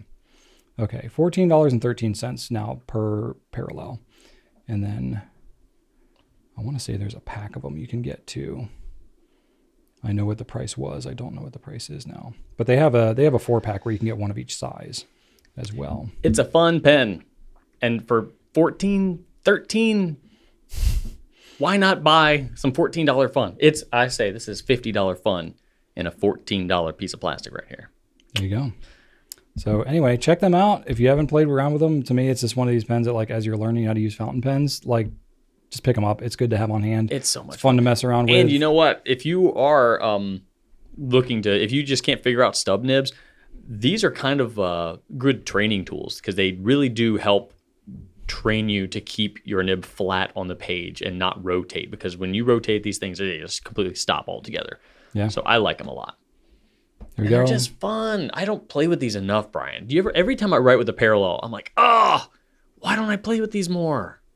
Oh, so the set itself, the price hasn't really gone up yet. $36.92 for all 4 pens. That's a bargain. Yeah. Those might have the old ones in them still. So the old one was 1.5, 2.4, 3.8, and 6 millimeter. So it seems like now they've changed the new ones to be 1.5, 3, 4.5, and 6. So close enough. Yeah. But anyway, pretty cool little pens. So cool. I love the parallel. We're going to do, What's happening? it's time for What's Happening. It is time for What's Happening. Drew, I'm going to let you go first so I can add in notes, because I can't remember what happened last week. So I need to think of it while you talk. Okay. Well, I told everybody last week that this past weekend we were going to my grandparents' old river house. That's right. The sad house. Yeah, it was. Did it meet your expectations for sadness? Yes, it did. Oh, So man. also it's my birthday, so I'm like, I just turned 39, and it's not almost 40, Drew. I know. But Knocking at the door. But this was the first birthday where I had a birthday, and then I really kind of felt the whole passage of time thing, because my birthday weekend I went to the river, and you were already like primed for nostalgia. Well, like all my childhood, we'd go over the because back when I was a kid, it was just a little trailer, a little junky trailer out on the river, and we'd go out there on the boat, put the crab pots in, and it was a junky little trailer, but we loved it, and it was out on the water, and we just tons of memories when I was a kid. And since then they bought a little 2-part home, and it's much nicer. Not as many memories there, so the house itself, like, yeah, some memories, but not a ton. But then when I went outside and I just went down to the dock, and the pier had almost completely washed away. It was like, it used to go out and then turn into an L, and then the boat, whatever lift was there, and that was all gone. The L was completely gone. There was only maybe a 10-foot section, from the, and the beach had all eroded away. There was even a gap between the land and the pier that had eroded away, and that hit me hard. Just seeing the dock like that, and that's a good reason to sell it. Like, it's just not enough we weren't able to maintain it. My grandfather passed away several years ago, and since he died, it just kind of fell into, I wouldn't say disrepair, just every time someone went down there was something else to fix. So it got to the point where, it just wasn't, super sustainable, and the value is good, and for its, waterfront property. So it made sense to sell him. I want my grandmother to be able to have the money because they owned it. I mean, they've had the place for like 50 plus years. So my grandmother will now be able to have some fun in her, final years, be able to go do some fun stuff and splurge a little bit and live comfortably. But yeah, I did, having it be my birthday weekend, it definitely felt like, oh my gosh, this was a long time ago. Because I have videos of this place, like just, as recent as 2000, so I have a video recording of me just recording there with my old camcorder in the year 2000. And even then it looked so different. So yeah, that kind of hit me. But we helped clear out everything, made a couple runs to the dump, and brought a big old pile of who knows what over there. And yeah, it was nice to see my family though, but definitely some weird feelings there. Yeah. But we can't argue that it was the right move. Like, it definitely was time to move on. Yeah, but things aren't getting better with no, time. but it's weird. Like, this is the last place that was pretty much the same as when I was a kid. The outdoors anyway. The house is different, but yeah, it's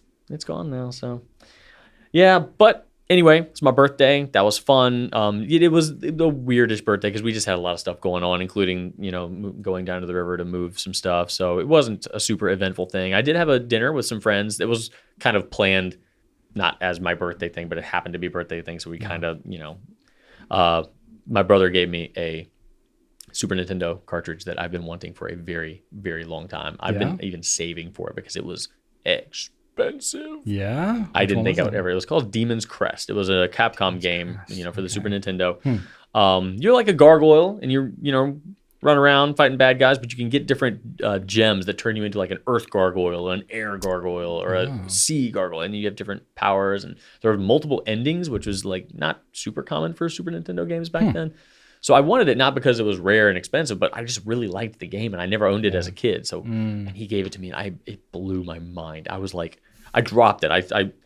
He gave it to me in a box that had like, several different resistance bands, and he's like, yeah, I thought you kind of, just work on yourself a little bit. I'm like, is this jerk being serious? Prank box. He had me going, so I opened it up, and then I saw it. I was like it was a spider or something. Like, I didn't even know how to process that. Like, I don't even remember telling him that I was really wanting that game. Like, wow, blew my mind. So that was awesome. And then Shannon got me the new Lego Star Wars game, got me a new comic book, a new shirt.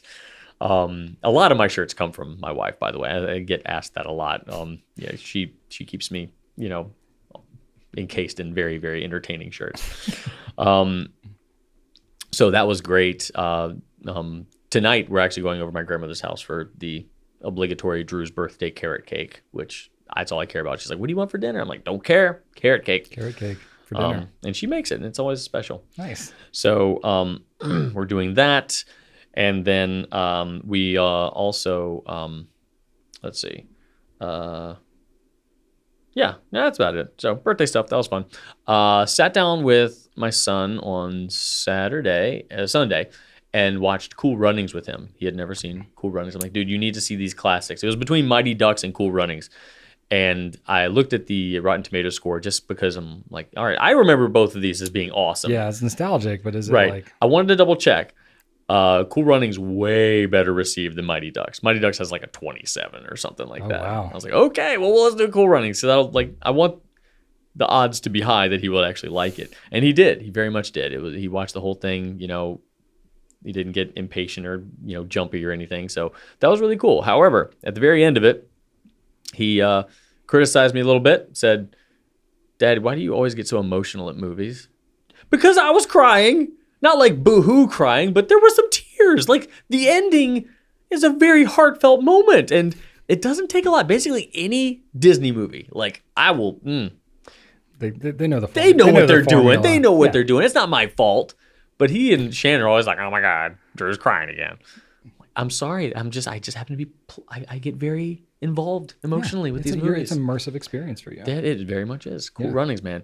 But I tell you what I learned, Brian. Do you remember Cool Runnings? I do. Do you remember the end? I haven't seen it in a long time. There's a crash. Yeah, there's a crash, and then they all get up and like There you go. walk it to the The finish crash, line, right? the very violent crash where like their heads are scraping up against the side of the ice. Yeah, That's the actual crash. Really? From like the 88 Olympic Games. I did not know They that. used the footage. I did not know that. Neither did I. Wow. I watched the actual footage of the game. Like they didn't pick up the bobsled and walk it, but they Right. walked along it. Like it was just being pushed. Wow. But Based on a true right. story. But that's right. the actual crash. Wow, I didn't know that. It's wild, and they were all okay for the most part, I guess. Nobody died, but they showed the actual crash. That blew my mind. I had Wow. all these years. I didn't know that. I know that's freaky, man. I also started my seeds for the year. I got them all in my seed starting tray with my little LED light above Okay, it. It's on a okay. timer now this year. Normally I'd flip it All on right. and off in the mornings and in the evenings. Yeah. But now it's on a timer. So you get about 9 hours of nice, ultraviolet light This is like in the house. in the house. Get it So started. in my laundry room right next to my dryer. It's in the corner. I don't need much. Okay. I don't need much. But I need to show you. I use my journal to draw. I don't have it with me, but I use my journal to draw, my layouts so I know what seeds are where. And I drew little pictures, little tomatoes, and little peppers. I felt like an actual journal person for a little bit, Brian. You are an actual journal person. Eh. You're journaling about your garden. That's Look pretty at legit. me. Pretty legit. Look at me. I felt Nice. legit. That's awesome. So I did that. So when do you plant those? Like obviously we're still getting cold here. In our zone, Yeah. 7A. 7A. Our last frost, yes, that's the hardiness zone. We're in zone 7A. Yes. Our last frost is technically April 17th. So Oh, that's like a month away. we can still get frost. I mean, And it was last pretty year, frosty last night. It was last like year 23 we degrees got here. frost a couple days after 17th. We too. did, So yeah. I lost a few things Oh, last no. year. Yeah. So it'll be a couple weeks. Okay. I will the tomatoes I'll probably replant into slightly larger containers rather than the little seed starting tray. But yeah, they'll be there for a while. And then there's some things that I'm going to direct sow. Like I direct sow the carrots, and I'm going to direct sow all the flowers, doing baby's breath and butterfly pea, which is a blue flower that is edible. Interesting. And you can put it into a bubbly clear beverage and turn it blue. Well, that's cool. It is cool. I'm super excited about that one. All right. I'm into that. And baby's breath, because like who doesn't need baby's breath? You buy a little cheapo bouquet at the grocery store. It might be a little wimpy looking. Throw some baby's breath in there. It's nature's filler. Boom, absolutely. Yeah. So I'm all about that. Awesome. That's you. that's what's happening with me. Look at you doing plants. Look at me. Yeah. Planting and journaling That's right. To go well hand in hand. like a real man. Yeah. Yeah. I don't have a lot. Are you all done? I don't want to. Yeah.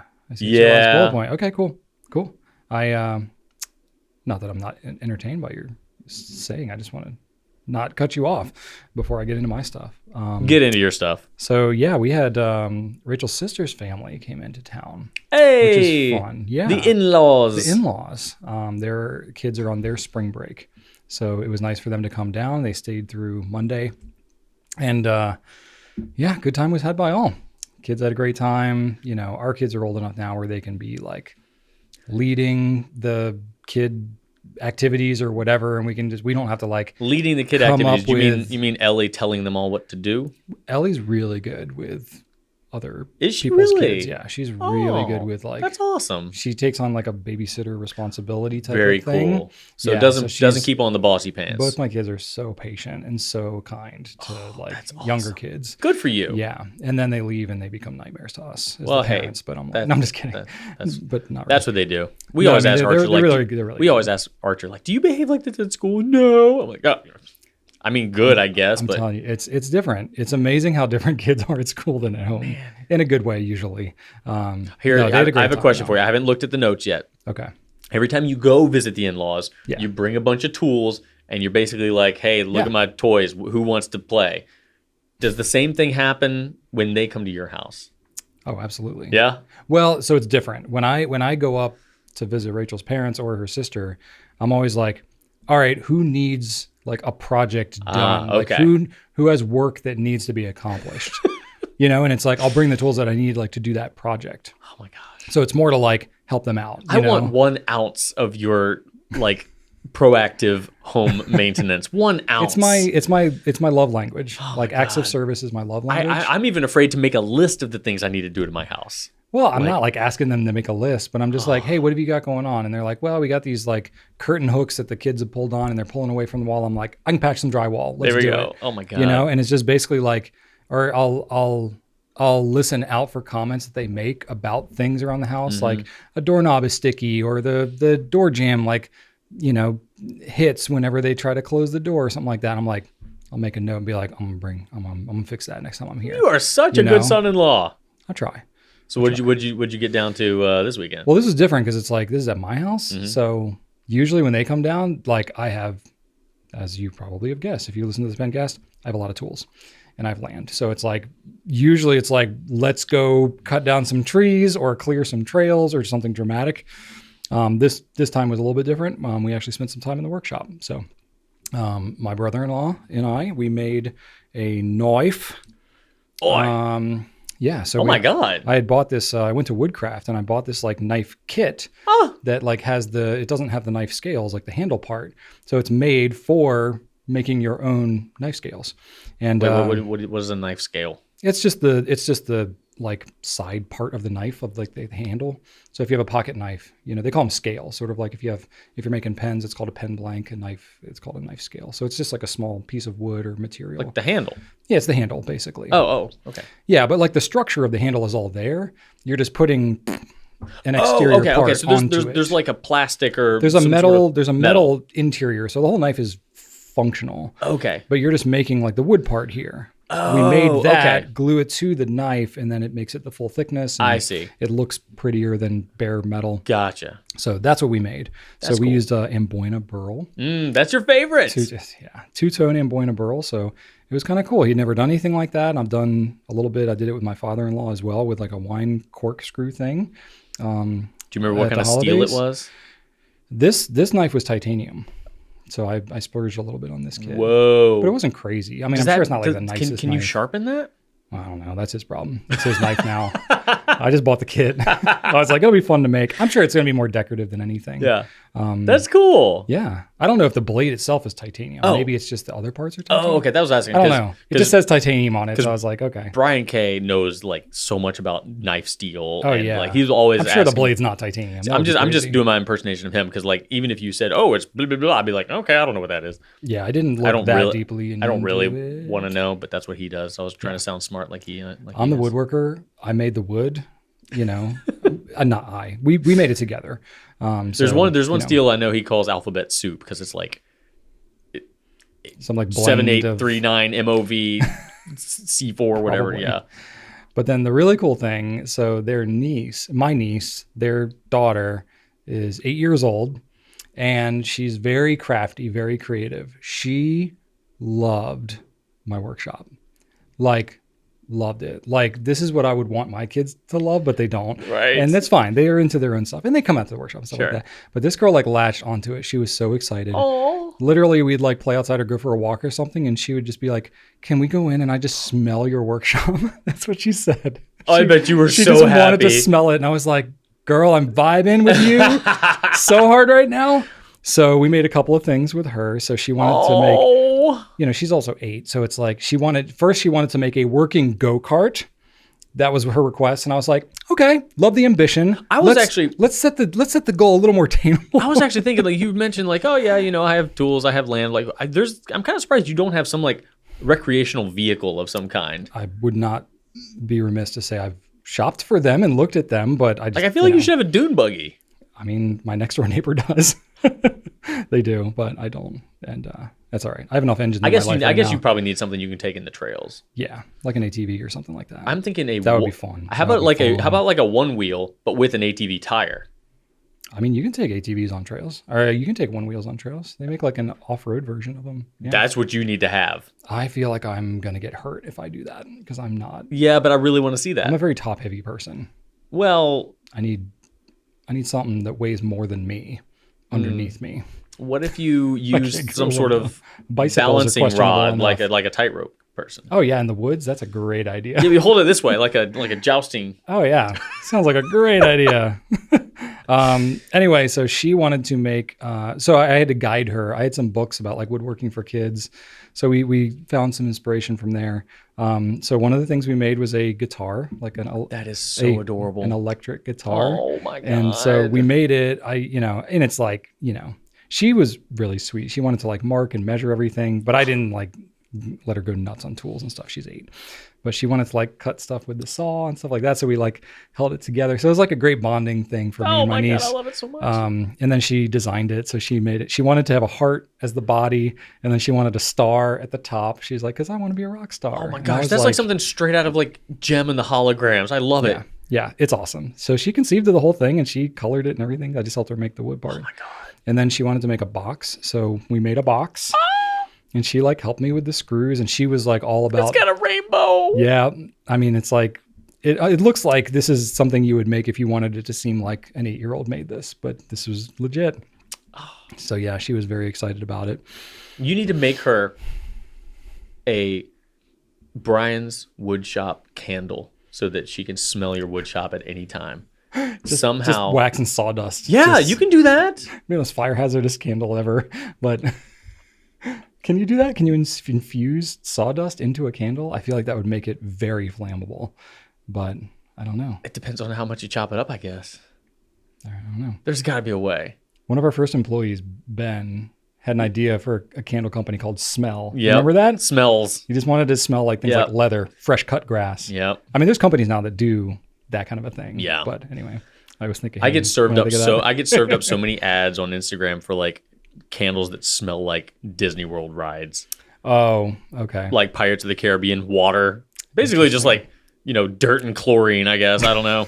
Like mildew and chlorine, like, theme park water. Rachel and her sister have a very specific like phrase that they have from their childhood that it smells like Disney World in the morning.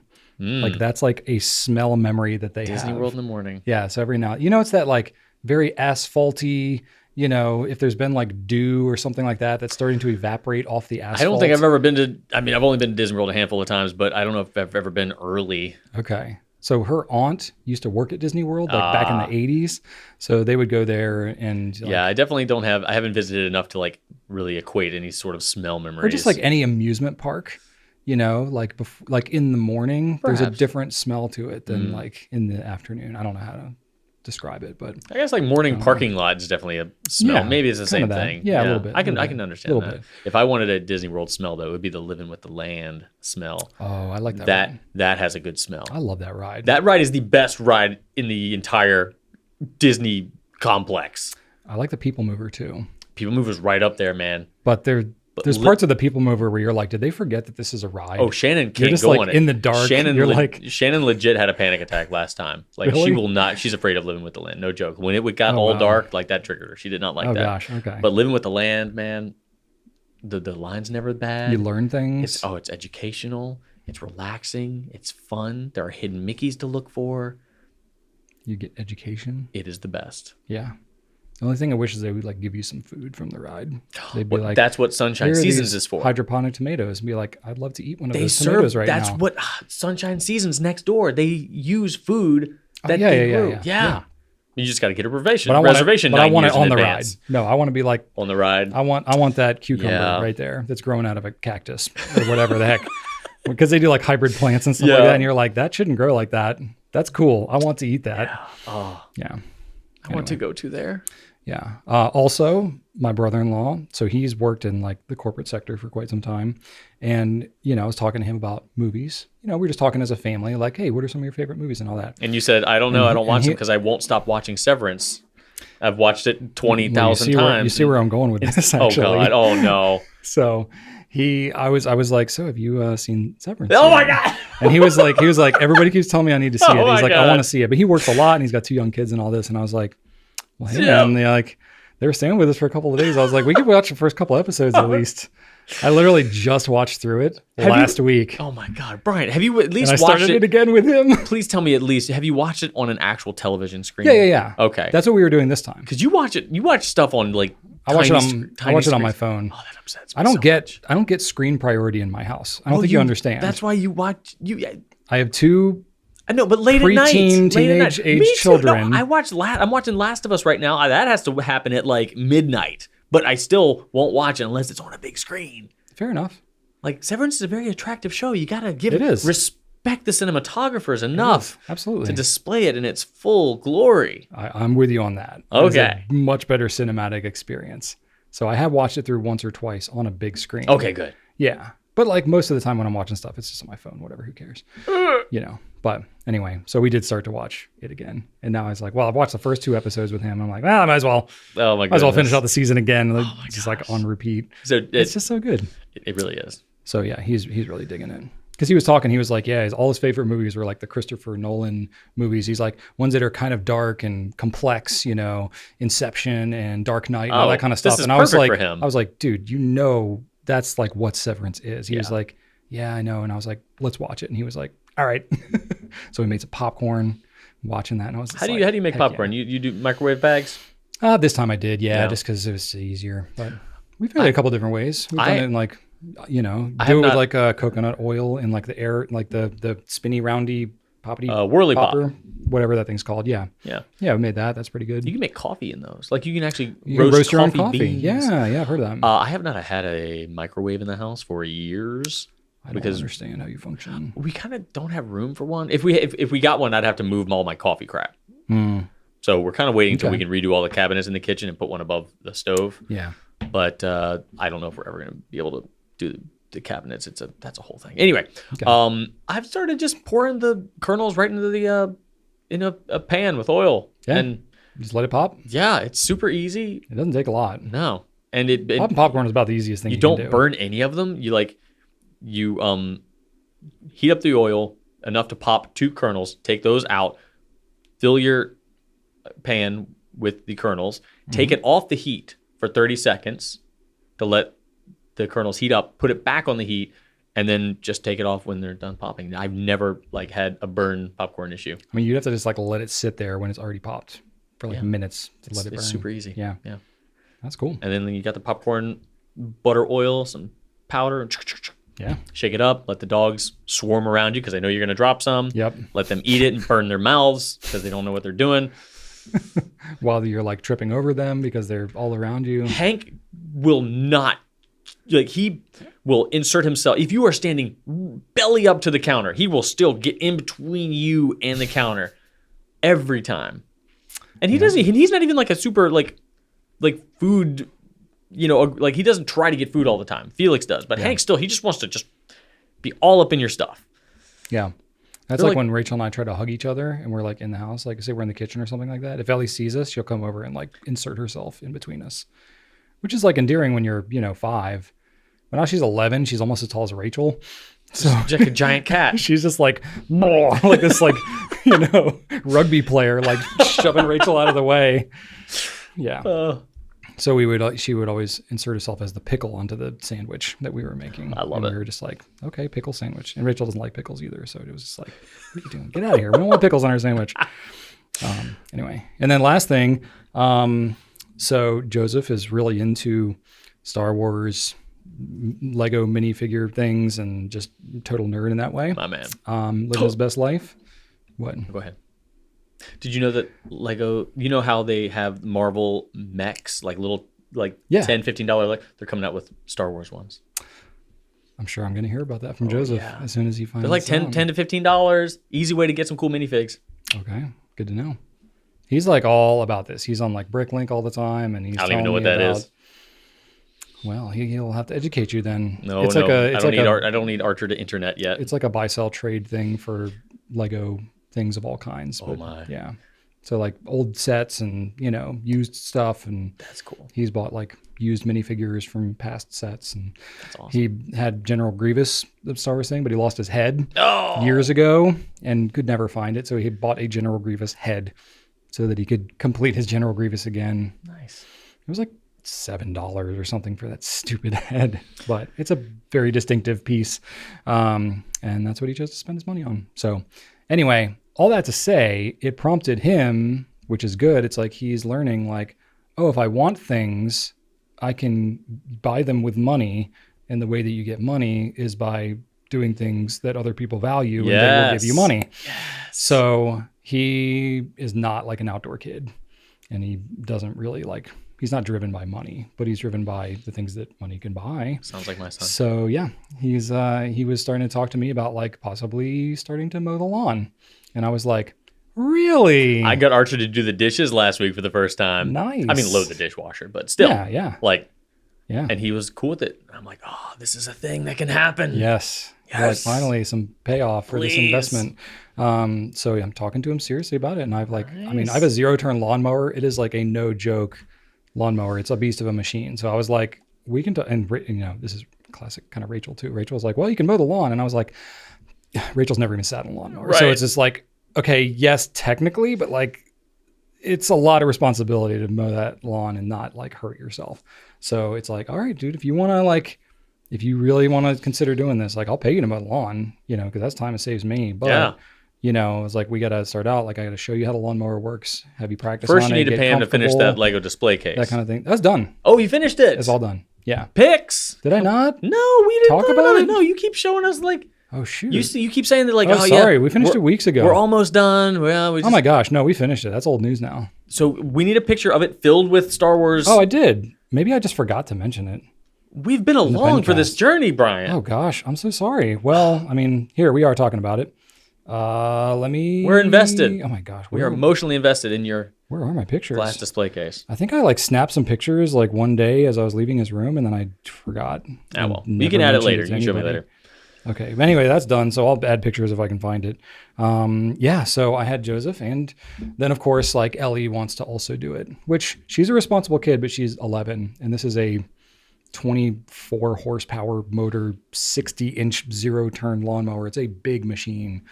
So it's, and I was just like, but Rachel had already spent like, oh yeah, go out and see your dad. And I was just like, Because she's going to be like, I bet you I can do it faster than Joseph. Yeah. This is how everything has gone with Ellie. She wants to do everything better, faster, harder than Joseph. And for most things, I'm like, cool. But Not for stuff like this, I'm like, yeah. So I was like, all right, if she can sit down and take instruction and take it seriously, cool. And she did it as much as Joseph did. So I was like, all right, you know, so I'm not going to say I'm going to have her out there mowing the lawn this summer. But I mean, when I think about it, it was like when I was growing up, I would mow the yard with my dad. Like they had their own business, and my dad had me mowing the lawn at 10 years old on a riding mower. Granted, it was like the tractor style, which is slower and more controlled. The 0-turn, it takes a lot finer control, and it's a more powerful unit. So I'm a little bit like, but I'm also like, you know what? In a controlled manner, let me have the kids just sit on it. I'll turn the throttle down. I'll have them drive it back and forth and go around. Of course, they like turned and tore the grass all to hell, and you know, had to do that. And so I had to like, you know, they did that, and I was like, great, you're learning, you're getting a feel for it. I was like, let me bring you over here and show you like when you went full speed and then you just immediately turned it, and it seemed kind of fun as you did that. Here's what it did to the grass, and they showed this big divot, and they're like, oh, you know, so educating them in a controlled manner. But also just made me realize like, wow, I've done this for so long. Like I don't even think about how seamlessly I can like mow the lawn. I've never ridden one of those things. Oh, like fun. I haven't had, It's so fun. You know, ever since I moved out of my home, I haven't sat on a riding lawnmower. Yeah. You know, my grandfather had the old, you know, silver Craftsman like everybody had in the 80s and early 90s. But yeah. We have like a lawn tractor style, which is more like steering wheel, driving a car kind of a thing. Yeah. But this is like a tank. Oh, I know. So like the wheels are independent of each other, and this goes faster. It goes like 9 miles an hour. Jeez. Which is, you know, like sprinting go-kart speed. Yeah. Yeah, it's pretty fast. So when you like it's a 900-pound machine dry. So that's legit. You can hit something and it do damage. So I'm trying to walk that line. So I'll see how that goes. But you know, hey, progress. Interest. I'm getting to that point where it's like, well, I mean, Joseph's 13. I'm like, in 3 years, he could theoretically be driving a car. Oh my God. And I'm just like, well, a lawnmower is actually a pretty good way to like learn a stepping stone of responsibility towards a big machine. Time to get that dune buggy. Clearly, I need to build a wooden go-kart with my niece, and we can make that happen. So. And make a super flammable candle. There we go. Anyway, so that's what's up in my world. Woo! All right. We are nearing the end here. Let's do some company updates, and then we'll wrap this thing up. right, Drew, you got some giveaway results. I just wanted to say thank you so much to everybody. Yes. We had hundreds and hundreds and hundreds of you entered the giveaway. So far, I have reached out to the winner, and she has said, yep, that was me. Send my stuff. So great. I've also reached out to the second winner. No response back yet. So as of right now, we have another day until I need to hear a response. Otherwise, I might need to pick somebody else. But it is over. It's closed out. It went off without a hitch, other than the fact that I forgot to kind of flip a switch to make it actually accessible to you guys. So I'm sorry if you encountered that. Totally my fault. But we didn't have any bots or spammers. So my faith in the internet is mildly restored. well, this was a pretty We put up a lot of safeguards. It was like a secret. And you know what the best thing was, Brian? When they realized that I hadn't set it to public, there were some people saying like, hey, the turkey hammock thing isn't visible. Like they were so cryptic about it. Yes. I'm like, oh, y'all are the best. Love you guys. Y'all are the best. Seriously. Like, that's because I threatened, like, we're never going to do a giveaway again if we have a problem at all. no, they were so great about it. They were so great about it. That's awesome. And like literally hundreds of responses. I wanted to give everybody something. I just love it so much. 870 entries or something like that. And then, so it was a lot of y'all. So there was that comment section, and almost everyone said something. Like that engagement is unheard of, guys. Like it's nuts. Love you so much. And I just out of curiosity, I highlighted, the cell to cover all of the comments, popped them into a word cloud generator. If you've seen one of those, it's like, the most common word is like boom in the middle, and then there's all these like little words around it. I wanted to know kind of like what was said. Number one, the biggest right in the middle was just love, because the feedback always included, I love what you guys do so much. Love, love, love, love, love, love, love, love. I love this. And I just pulled up that word cloud and it just said love right there. I was like, oh, you guys, thank you. Yes, there is good in the world. Yeah, so nothing super. Turkey and hammock were both in there in the world cloud. Like, oh my god! So that just went great. One of the comments though, I had to just read verbatim was, I don't know why, but I love the Pencast. I love that so much. Very fitting. Yeah. And I was like, I don't know why, but I love this. Like, it's just the most. It's a hodgepodge, but and then we had a great response of people saying like, hey, I really love the new stuff. I love the Q&A. I love the what's happening. So it really feels like we're hitting a bunch of bases. So it was mostly positive stuff. So like there was a good bit of feedback here and there. Not a ton that we needed to change. But please always let us know. Like we are 100% open to hearing what you think of this and anything that we could do better or things that you like. Like it's always an open channel, but thank you so much for including this. It is over, it's a lot of comments. I won't go through them all. I will, but it's going to take a bit. But thank you so much. It went off great. And that means that we can do another one day. Yeah. So far until the internet, ruins Brian's faith again. We're good to go for another one. So we will have Pencast number 100 coming up before we know it probably. So perhaps we'll have to do another one then. I'm open to it. Yeah. Other things we have, Drew's been doing these videos regularly of new stuff, like an extended version of what we talk about, but he's actually like showing and demonstrating new stuff. So I just wanted to shed some attention over that way. So it's, you're doing it most weeks. I think we might, we've played around with different timing. Yeah, we were kind of just talking earlier today.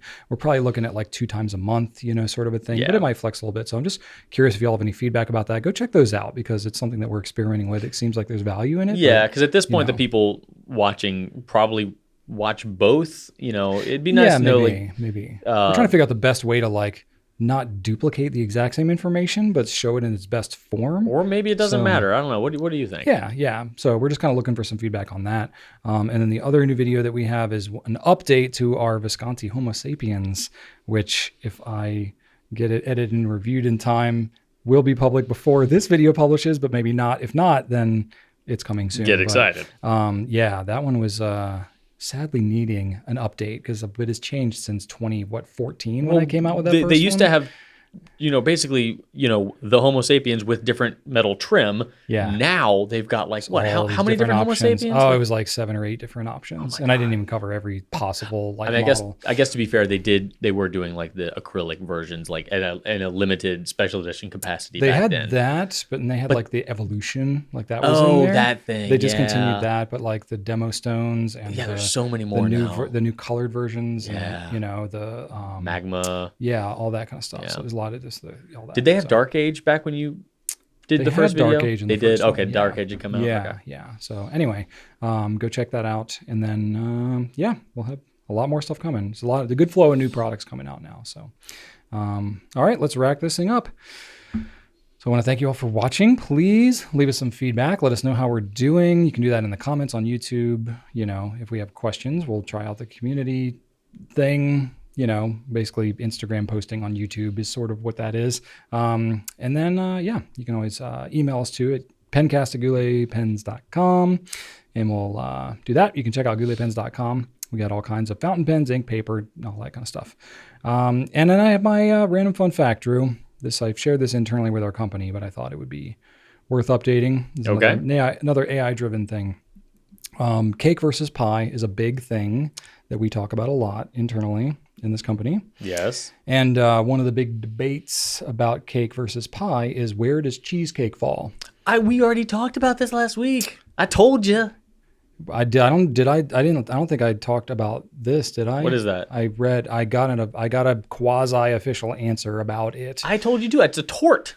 No, tart. It's a tart. No. It is. It is definitively a tart. AI disagrees with you AI. on that one. So I asked ChatGPT, is cheesecake cake or pie? And I thought it would be worth reading. Now, just to let you know how unbiased I am, I do not agree with the final outcome, but I can see the argument. Okay, so I'm a cake person, just FYI. There's no wrong way to go, but I like cake better than pie. Anyway, so here's what it says. Cheesecake is a dessert that combines elements of both cakes and pies, but it is typically considered a type of pie. It consists of a filling made from soft cheese, usually cream cheese, sugar, and other flavorings poured over a crust made from crushed graham crackers, cookies, or pastry. The structure is more similar to pie, which generally has a crust and a filling. However, the name cheesecake and its texture can create some confusion, leading some to classify it as a cake. Ultimately, it's up to personal interpretation, but most people would categorize cheesecake as a pie due to its crust and filling composition. Now, to be fair, this AI does disclaim that it has a potential for misinformation and being wrong, so let this be a word of caution, perhaps. But it is a tart or a flan. It is neither cake nor pie. I don't know enough about I looked it up last week. Flans? Tart and flan didn't come up in here, and well, there's ChatGPT can pass the U.S. medical exam. It's passed like every university graduate testing thing in existence. So I would imagine it's got pastries down pretty good, but I don't know. Maybe you're right. Check your sources. Nobody gets it. It's neutral territory. Nobody gets cheesecake. Cake doesn't get it. Pie doesn't get it. We do generally exclude that from the conversation when we're debating it internally. I also like to exclude savories because, that's just a whole different type of food. We're talking dessert cake, dessert pie. Yeah, there's not a lot of good savory cakes. No, it's a whole. I feel like that's just like something if you want to win the pie cake. Yeah, exactly. Like, do you include pizza? Right. Like, right? No. Yeah. Get it out of here. And then, anyway. Okay. That's all I got. So there you go. Let us know what you think. Do you agree with this cheesecake interpretation? And are you team cake or team pie? Note that Drew and I are both team cake. We are. So there's no debate to be had. Nope. We're both pro cake. Though Rachel is pie. Cake goes better with coffee. All of my dessert rankings are based on how well they go with pie. Coffee. Yeah. And cake goes better. Most pie is really weird with coffee. It is. Cake is more absorbent. Tiramisu is the ultimate coffee dessert. However, I recently discovered affogato, which is like espresso poured over some gelato. So you were telling me about this. Oh, it's so good. It's real good. Okay, I'm into it. All right. That's all we got for you this week, everybody. Thanks so much for watching, and right on.